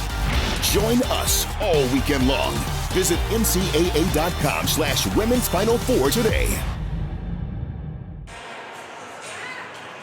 And welcome back here one more time to the Ohio Health Ice House in Columbus, Ohio. We're through with 2 semifinals. We're through with day 4, and we know day 5's lone game here in the ACHA Division III level. It's Hope, and it's Oakland for all the marbles. As we check out some of the highlights here from the third period, this is Manzo's first goal, and I want you to take note because they're going to take multiple replays of this. See if you can spot when the second goal comes, because it's pretty much the same spot. Pretty much the same spot. They knew where they were going. Here comes the second one. Top of the right face-off, or top of the right point. He knew he had the game winner right there as he touches the ice, and it's a Oakland win. That was just a bomb. And a screen out in front by Fatima, I think was the one that kind of got King. You look right here. This was another opportunity. King just out of position. He was diving for a save. By the time he got back, Wolf had already buried it behind him. And there's going to be a theme to these highlights. It's a lot of Oakland goals, 7 of them in that third period. And all on the power play. That was the third power play goal out in front. Here's the fourth one. Nice, easy tap-in right there by Steve Lauro. He'd get a second one later on in this highlight reel. Look at it again. Just a quick save, just a quick little touch pass out in front from Evan Grieg. And King missed on a poke check there. That's why that one was so wide open. You see, he tried to have a look at that puck, and the hesitation just for a moment gave Laurel the opportunity. Here, though, Quinnipiac drew one back on the power play on the back door, Chad Thompson. It was 4-3 for a while, and we thought maybe Quinnipiac could claw one back because that was pretty close, some momentum for the Brave. And I think that's what the key for Hope is going to be tomorrow, Zach, is that they have to try to find a way to get a lot of these rebounds in, because that's how Quinnipiac scored on the power play, was off the rebound. Here's another Oakland goal coming up right here as that one, that was the one off the post as Ryan, he made a great effort right there to to deflect that one. A great save made there by Dennison. And Quinnipiac, they had their chances on Dennison when they were down 1. They couldn't convert, and by the time you knew it, Oakland right here, I think this was the real dagger. Kuntz off the deflection. Yeah. He just grabbed it in the slot on the slap pass, basically. Yeah, just a quick little play. Touched it, and here's the 5th goal, as you see there. Just touched right to his stick and able to put this one home. The empty netter then there by Michael Ryan. But dagger number 2. Still weren't done.